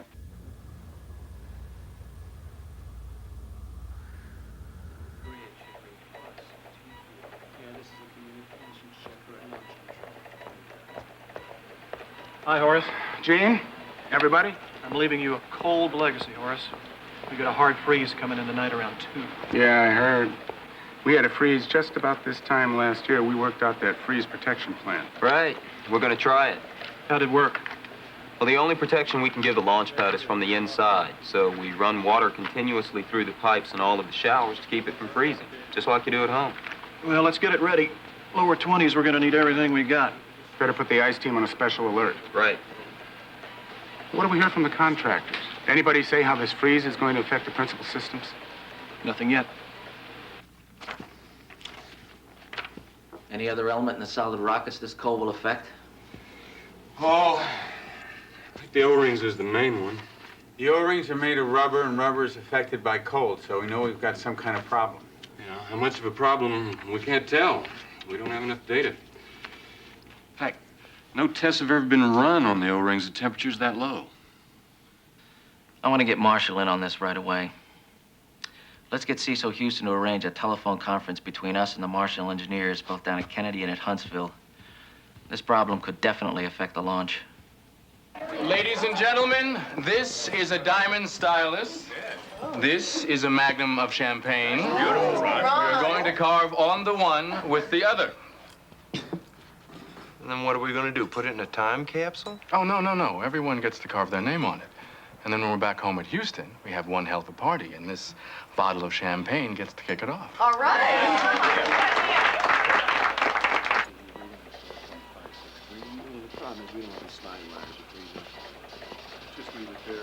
Nobody reporting launch violations due to the cold? Not yet, Horace. It's kind of hard to believe. Is tomorrow definite? As definite as we can be with this weather. Well, looking at the predictions for tonight, you could have a delay. If there's another scrub, how will that affect future flights? We're planning on launching tomorrow. If there's a delay, we'll deal with it as we always do. Aren't you getting tight for the March 6th launch? Our schedule's always tight. We're used to tight. But to have any hope of keeping the schedule you've announced for 1986, don't you have to get Challenger off within the next 2 days?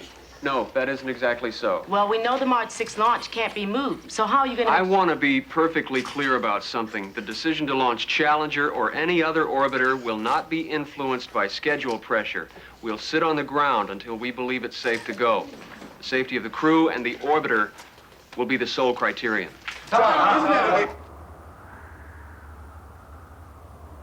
This is Cecil Houston. I think we have everyone connected. Can you all hear me? Yes. Yeah. Yes? Morton Thiokol has some concerns about the effect the cold weather might have on the solid rocket boosters. So, let's get started. Morton Thiokol, do you want to kick it off? I will. I've got a question. I keep getting this boom effect every time. Wait a minute, I'm getting a voice delay. Maybe if you talked a little slower. All right. Let's try it again. Go ahead, Judson. What have you guys at Martin Thiokol come up with? Will these low temperatures affect the performance of the solid rockets? We've been working on it, Judson. There's really no experience base for that kind of low temperature, but it does look like there could be serious problems in launching in this kind of cold. Can you give us some specifics? I lost it after what he said about serious problems. I keep hearing my own voice coming back. Wait, we didn't get that, Stan. Boy, sounds are unreal. We're not getting anywhere with this. The problem is we're on a two-wire system that can't carry this much traffic. We're going to have to go out to the Marshall office at Kennedy.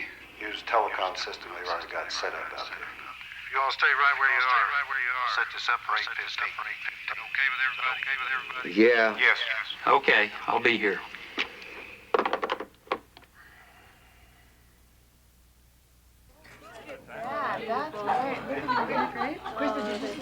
Well, I think it's about that time, folks. Yeah, it's time for the families to head on home, because from this point on, I want the crew to be thinking of nothing but the mission, all right? Nobody's going home. There are parties here in Titusville, parties in Orlando. We have 3 busloads of our own. Well, you all have fun. I'll be in much more of a party mood when I get back. I'll see you in a week.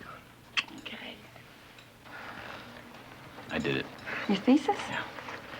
When the flight got delayed, I called the university, and they said if I mailed it before the launch, that they would give me my degree in orbit, the first degree awarded in space. Greg, this is inspiring. Well, you've got to get it to Hughes by tomorrow morning so they can type it up and take it over to the university. Oh, it'll be there first thing. There ought to be something momentous to say. What? There's nothing that we need to say to each other. Well, something better than see you in a week, honey. Well, see you in a week sounds good. Hits it on the head. Well, catch some Stardust for me, will you? All I can hold.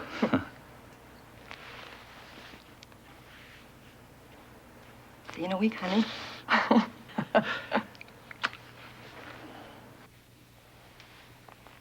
Oh, thank you.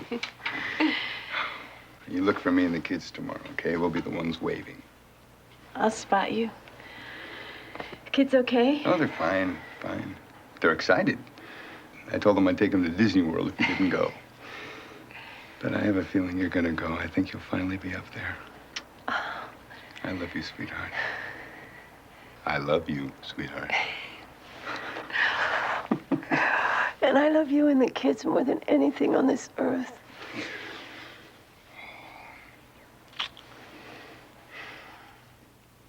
Well, go on, be nice to them, though. Be quiet. You take care, okay? Kiss for the kids, okay? Bye. Watch it. This is Janelle. She doesn't like her sweat.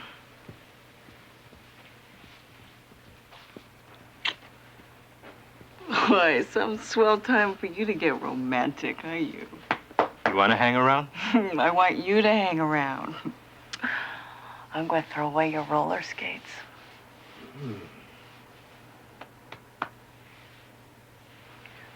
Okay, bye.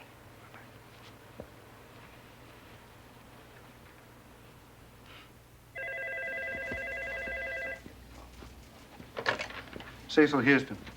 This is the Coast Guard. Yes, sir. What can I do for the Coast Guard?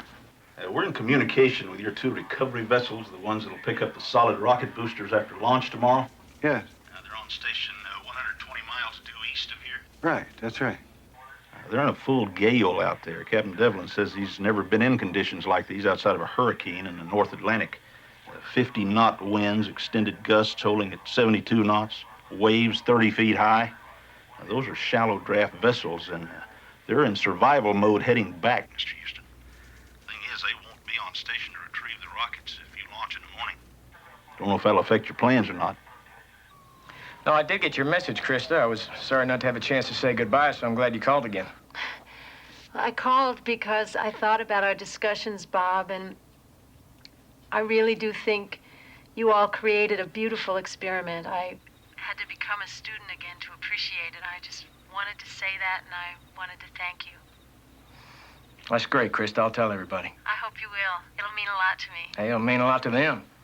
Say, did I sound like a Texan when I said y'all? There you go. Now you're talking English. Listen, have a good trip, Krista. I think we all had a chance to become students again and learn something from each other. I know I'm speaking for everybody here when I say we'll be thinking about you. I'll carry that with me. See you when I get back, Bob. All righty. Bye. Bye-bye. This is Cecil Houston. I think everybody's hooked up.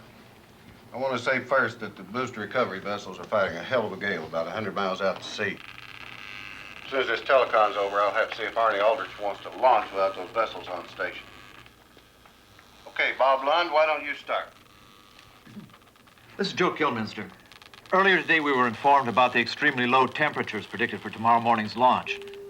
The main question we're looking at is how the O-rings and the solid rocket booster would be affected. Now, we put together some charts with information from previous flights. We'll go over those and then make our recommendations. Give us a minute, will you? The charts are just coming over the facts now. Yeah, that's fine. Sorry about the delay. Arnie Thompson and Roger Boisjolet have been doing the research. They'll make the presentation. Arnie? We have no data on O-rings operating at temperatures this low. But we've put together a rationale based on the information we have. The charts are mostly not typed, so if there's a problem reading them, let us know. I'll begin by citing Flight 15, which was launched a year ago. The temperature at that launch was 53 degrees, which is the coldest reading experienced to date. We're faxing a chart now that shows the O-ring erosion on that flight. Any questions so far? Go ahead, we've got the chart coming through. The Air Force estimates 29 degrees at launch tomorrow morning.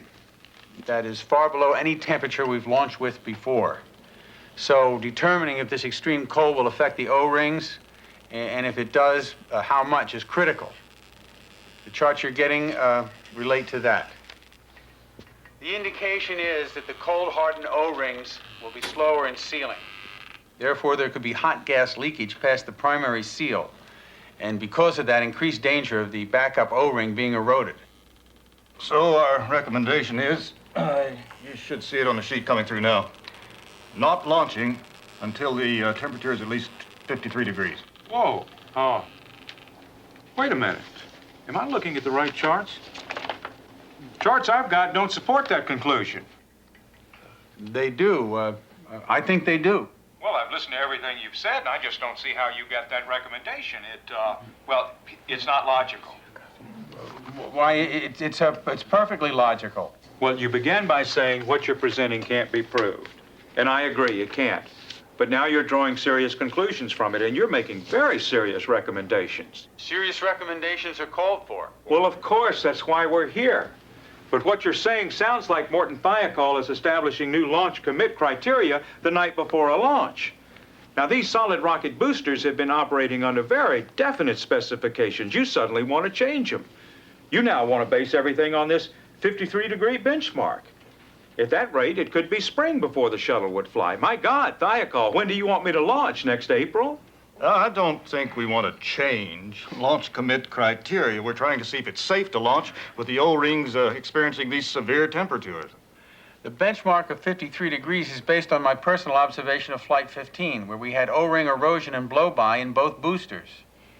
By blow-by, I mean the gases went right past the O-ring, didn't erode it, didn't even take the shine off it. That tells us lower temperature is a factor. All right, I'm looking at your chart on Flight 15. There was erosion. But the worst erosion we've ever had was on Flight 2, and the temperature outside was 70 degrees. Now, where in what you're presenting is the correlation between low temperature and erosion? Your charts even seem to support the opposite. I'm not talking about only erosion. I'm talking about blow-by is the important thing here. All right, but where is the connection to low temperature? If the worst erosion occurred at 70 degrees, where is your data to support your idea of a connection between low temperature and erosion? I don't have any other data than what I sent to you. But I saw with my own eyes there was a much larger arc of soot between the two O-rings. The soot was much blacker, and it penetrated all the way to the secondary ring, which is also scorched. When I say the grease was black, I mean it was black, just like coal. It was jet black. Yeah, what does the color mean? Do you know? What engineering data supports your idea that the color of soot means something? Maybe it does, but what? It would be very dangerous to start guessing at it. I have no other data than what I'm presenting to you. I have tried to get additional data as a member of the O-ring task force since last October, but I have not been successful. I'm looking at some of your other charts. Oh, this chart on Flight 22, are you looking at that one? Yes. On Flight 22, there was also blow-by past the primary O-ring, right? That's correct. Yeah, but the temperature that day was 75 degrees. So I'm not clear what you're saying. If low temperature has a dangerous effect on the O-rings, why did we have both blow-by and erosion at 75 degrees? I'm not talking about only erosion and damage to the O-ring. I'm talking about blow-by as revealed by the post-flight analysis of Flight 15, when the temperature was 53 degrees. All right, how much erosion was there? It was minor compared to other erosions, but it was black and sooty and more extensive. Now, if you have no data to say what darker or lighter means, let's just leave color out of the equation. Now, you just said the erosion was more extensive. If it was, why didn't it burn the O-ring more? I don't know the answer to that, but I know it looked worse. You're saying it looked worse. The dark color made it seem worse. But the figures on your charts, which I'm looking at, say it wasn't worse. A direct relationship between O-ring performance and cold temperature is not supported by your data. You're putting what I said into a different context. I'm putting it into the context that I learned at engineering school. That you have to have reliable data to come to an engineering conclusion. I don't have that data. All I'm saying is that launching it below freezing is an act away from goodness. All I'm saying is we should go by our experience base, as limited as that is. And our experience base says that at 53 degrees or less, we can expect increased erosion and blow-by. This is Stan Reinhardt. Can I interrupt a second? Roger, it's my understanding that the solid rocket boosters are qualified by contract for operation between 40 and 90 degrees. This 53-degree specification would be setting a new benchmark. Are the solids qualified at 40 degrees or aren't they? Let me ask something else. How come this wasn't brought up at the post-scrub meeting this afternoon? How come temperature as a function of O-ring performance has never been brought up before? 2 weeks ago, Columbia's launch was aborted 31 seconds before liftoff, and the temperature was 42 degrees. How come Morton Thiokol didn't insist on this 53-degree minimum then? I'm sorry. I just don't get your recommendation. It's away from goodness to make any other recommendation. Listen, if being in the direction of goodness means wanting a successful result for this mission, I want that result. Everybody involved in this telecon wants it. Be reassured, Roger, you are not in the direction of goodness by yourself. But we've got an engineering decision to make here.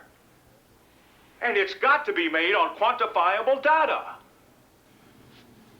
Now, I want to ask Joe Kilminster for his recommendation.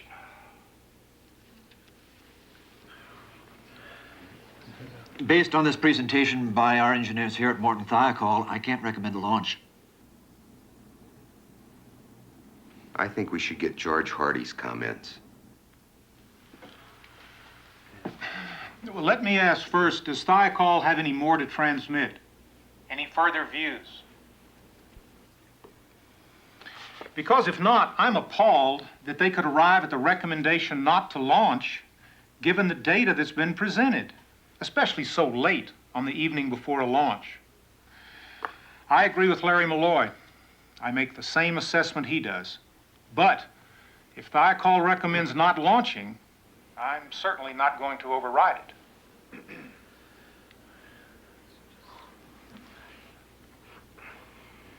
We'd like to go offline for 5 minutes here and have a conference. All right.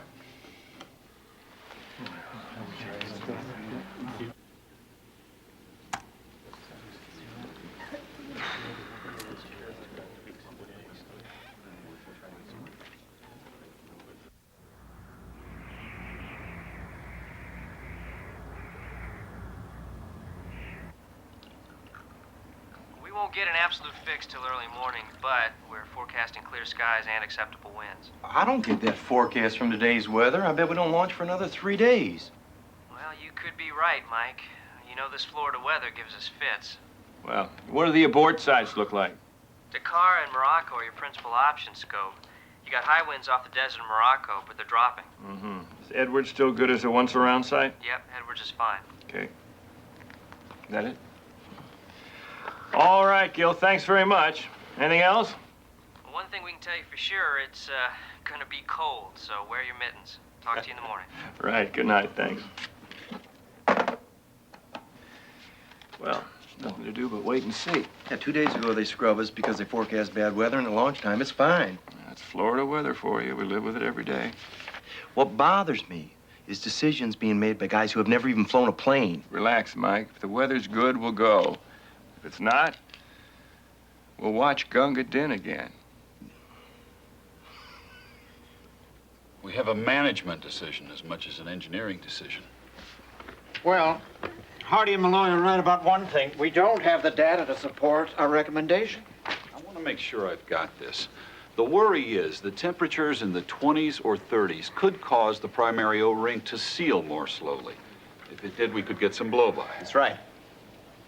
But don't we have some tests that show how the O-rings We have behave? tests showing that even if the blow-by cut 125 thousandths of an inch out of the O-ring, it would still seal. Let me just show you, again, in the simplest terms, why I say we shouldn't launch at less than 53 degrees. Even if we don't have 10 pages of historical data, there's only one right conclusion. Here, look at this picture of the black soot. I'll tell you, it makes an impression on me if George Hardy says he's appalled at something we recommend. His point is, and I think you have to listen to it, is that even if you get blow-by of the primary O-ring, the secondary O-ring is still in the proper position to seal. Our charts may be inconclusive, our data insufficient, but everything we do have shows we'll be safer launching at 53 degrees or above. That's clear. That's absolutely clear. It's time to make a decision. Bob, take off your engineer's hat and put on your management hat.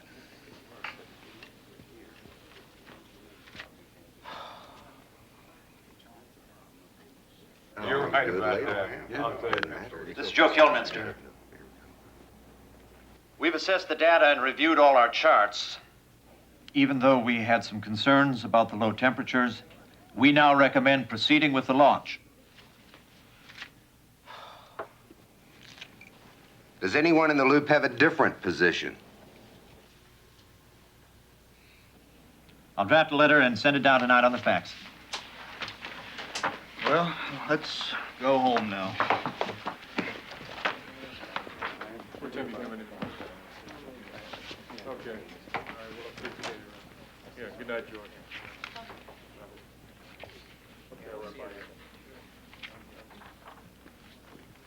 Good night. Night. Let's rest, Larry. Yeah.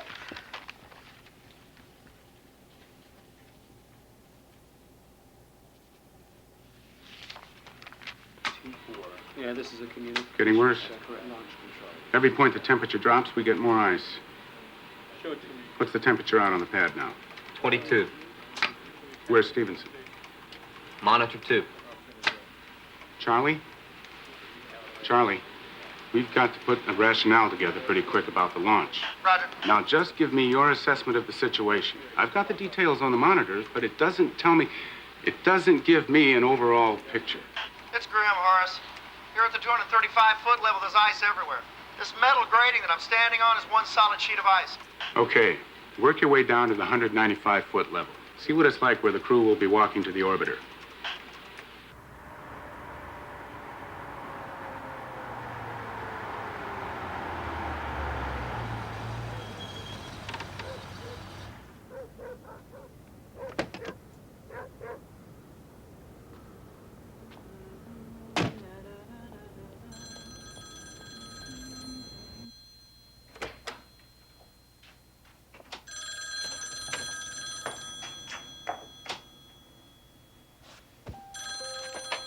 Hello? Well, did you get the flowers? What did you do, win a lottery? Scobie probably did something like that, and I didn't want to look bad in comparison. Oh, Elle, they're absolutely beautiful. Oh, how can somebody screw things up so bad and then unscrew them up, huh? What's somebody supposed to do with you, country boy? I got an idea, but you probably wouldn't like it. I think we should take a vacation. Oh, nah, that's a horrible idea. Think of something else. Come on, Elle. Curfew. I gotta go. I'll see you in a week, honey. Okay. Bye.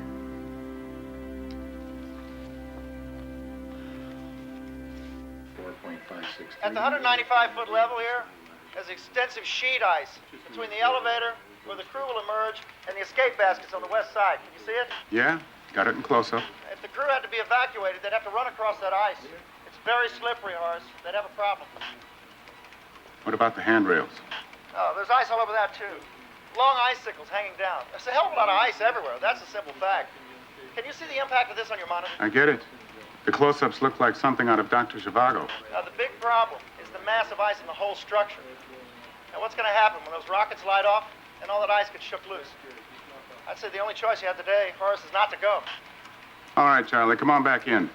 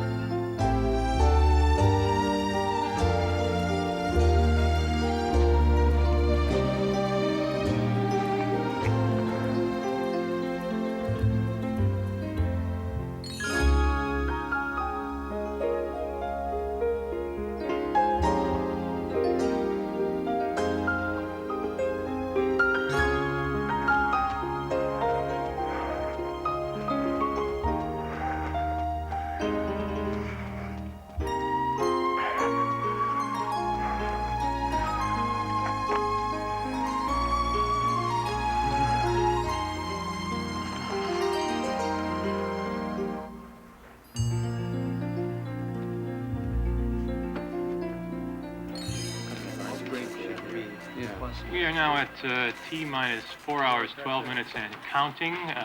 Weather prediction at the moment is clear for launch with acceptable winds aloft. Still concern, however, about the cold temperatures and whether they'll violate the launch commit criteria.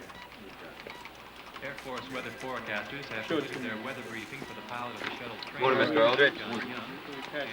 Small news, but good news, Ernie. The ice on the side of the gantry facing the orbiter is starting to melt. It's better. But we're still a long way from out of the woods. We just might be all right by lunchtime.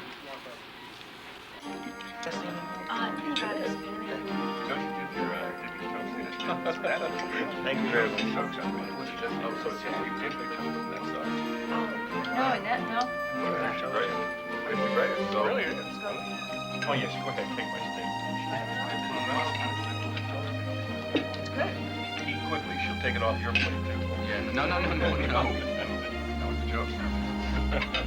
All right, we'll keep monitoring that and call me back if there's any change. If the south side of the gantry's clear of ice, we could be looking pretty good. Oh, we'll look at it real careful. Looking better now, though.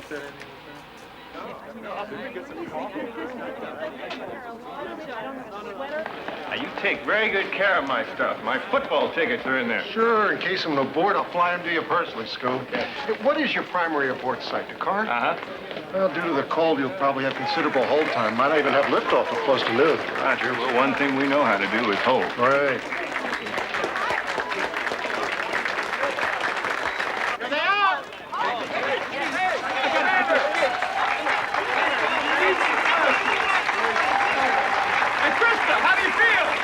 I feel great.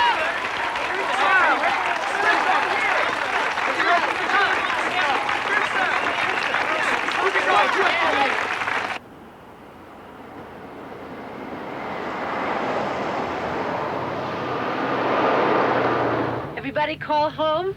Yes, teacher. Imagine all the people who came to Florida for a vacation and are going home with frostbite. A personal note, folks. If you need to use the toilet, I suggest you use the one at the bottom of the building. The stairs to the crew lavatory are blocked by ice. I've decided I'm not going till I'm back on Earth.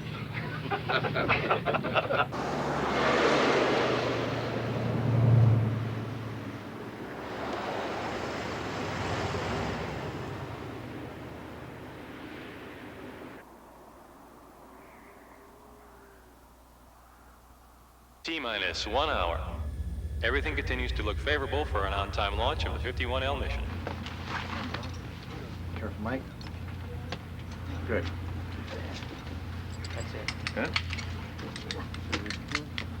Good.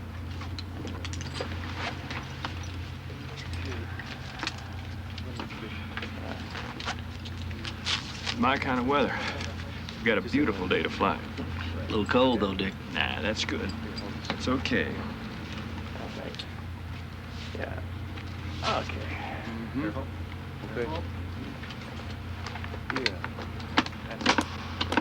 Yeah. Right. Let me get this a second.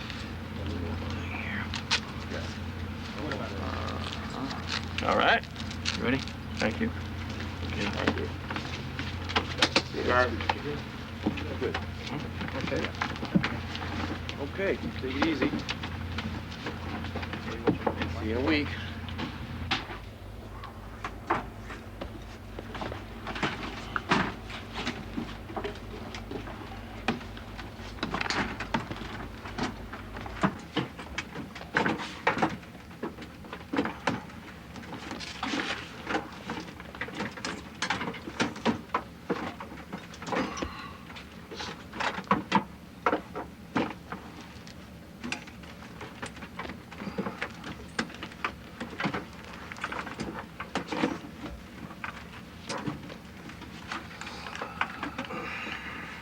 All right, just set. Have a good flight.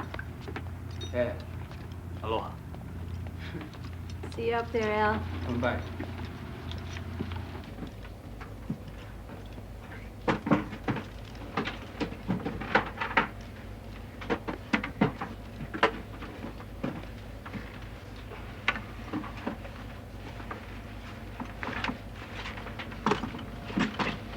Get your feet there. Yeah, have a good day.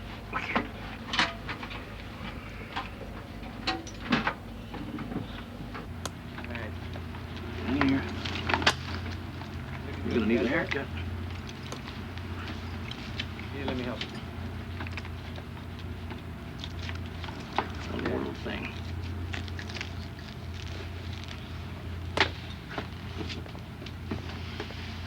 Well, next time I see you, we'll be in space.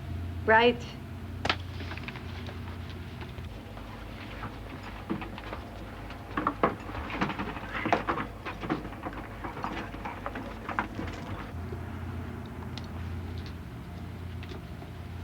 Got a present for you. It's an apple.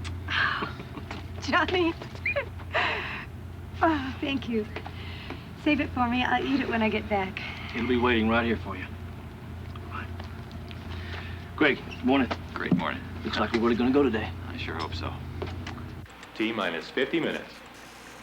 Pilot Michael J. Smith has been asked by the orbiter test conductor to configure switches in the cockpit to pre-activate the water spray boilers. Oh, that's good.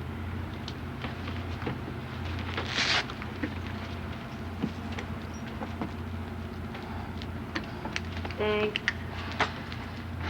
See ya.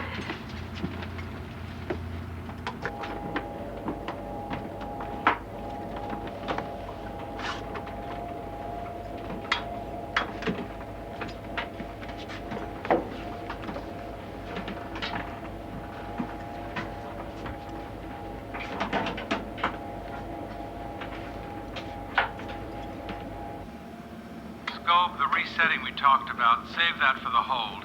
It's coming up in a couple of minutes. And Mike, you can start yours now.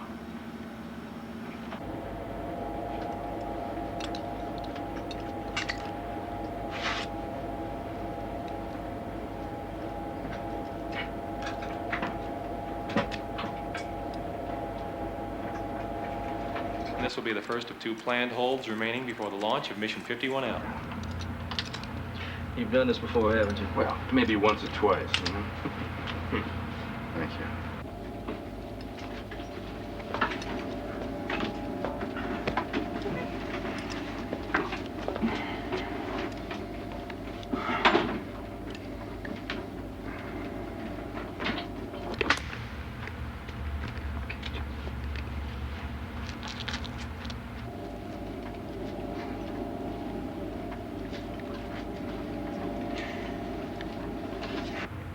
Thank you.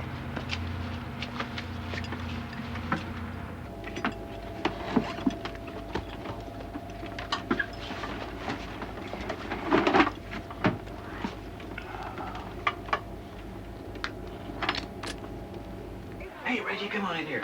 How you doing, man? Hi, Cheryl. How are you? New ring systems have been armed.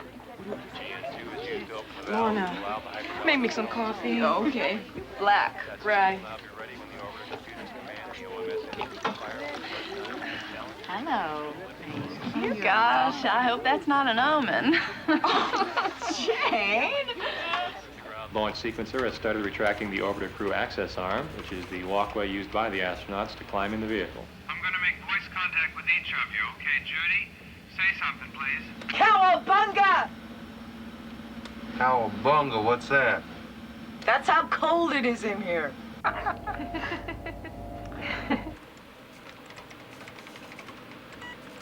Still no dangerous ice buildup from the solid rockets that would violate launch commit criteria.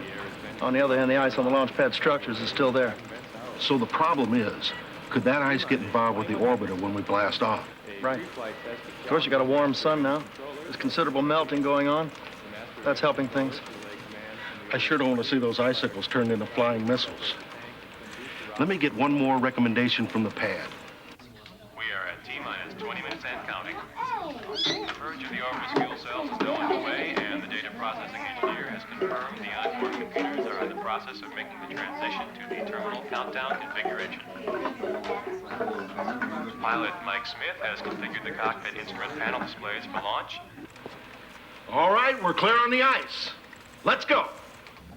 Commander, here's word from level 1. Challenger is a go. Countdown is continuing in 4 minutes. Have a wonderful trip. You're a wonderful crew. All right, that's great. Cowabunga. Double.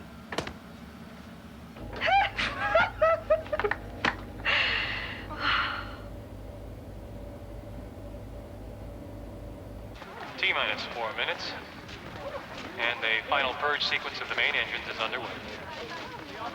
The ground launch sequencer will make a final check to make sure the vent arm is fully retracted. Orbiter ground support equipment power bus has been turned off, and the vehicle is now on internal power. T-minus 3 minutes, 15 seconds. Hey, come on, Roger. They're about to launch. No, I don't really want to. Come on. Sit down. The pilot, Mike Smith, has cleared the caution and memory system. No unexpected errors reported. Liquid oxygen check underway, and the liquid oxygen tank approaching flight pressure.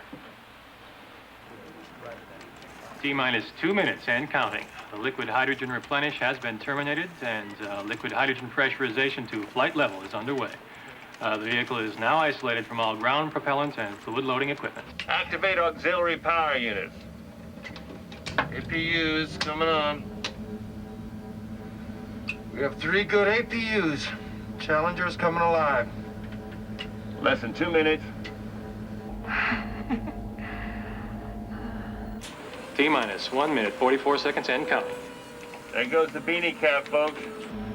Visors down, everybody. And welcome to space.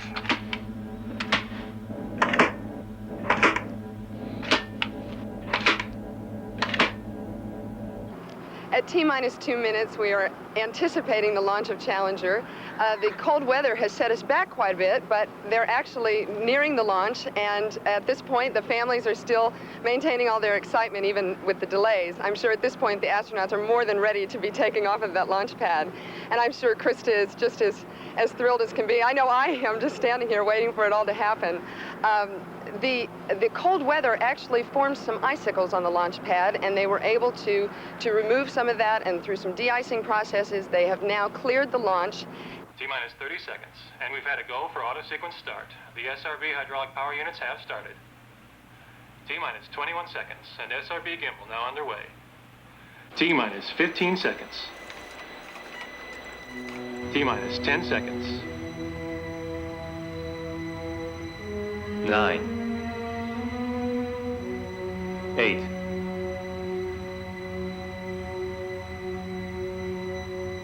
7, 6, 5, 4,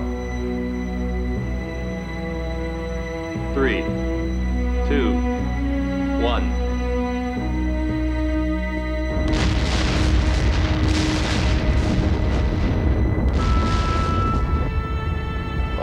Slipped the surly bonds of earth. And danced the skies on laughter's silvered wings. High in the sunlit silence, hovering there, I chased the shouting wind along. And flung my eager craft through footless halls of air. Up the long, delirious, burning blue. I've topped the wind-swept heights with easy grace, where never lark or even eagle flew. And while with silent lifting mind, I've trod the high, untrespassed sanctity of space, put out my hand and touched the face of God.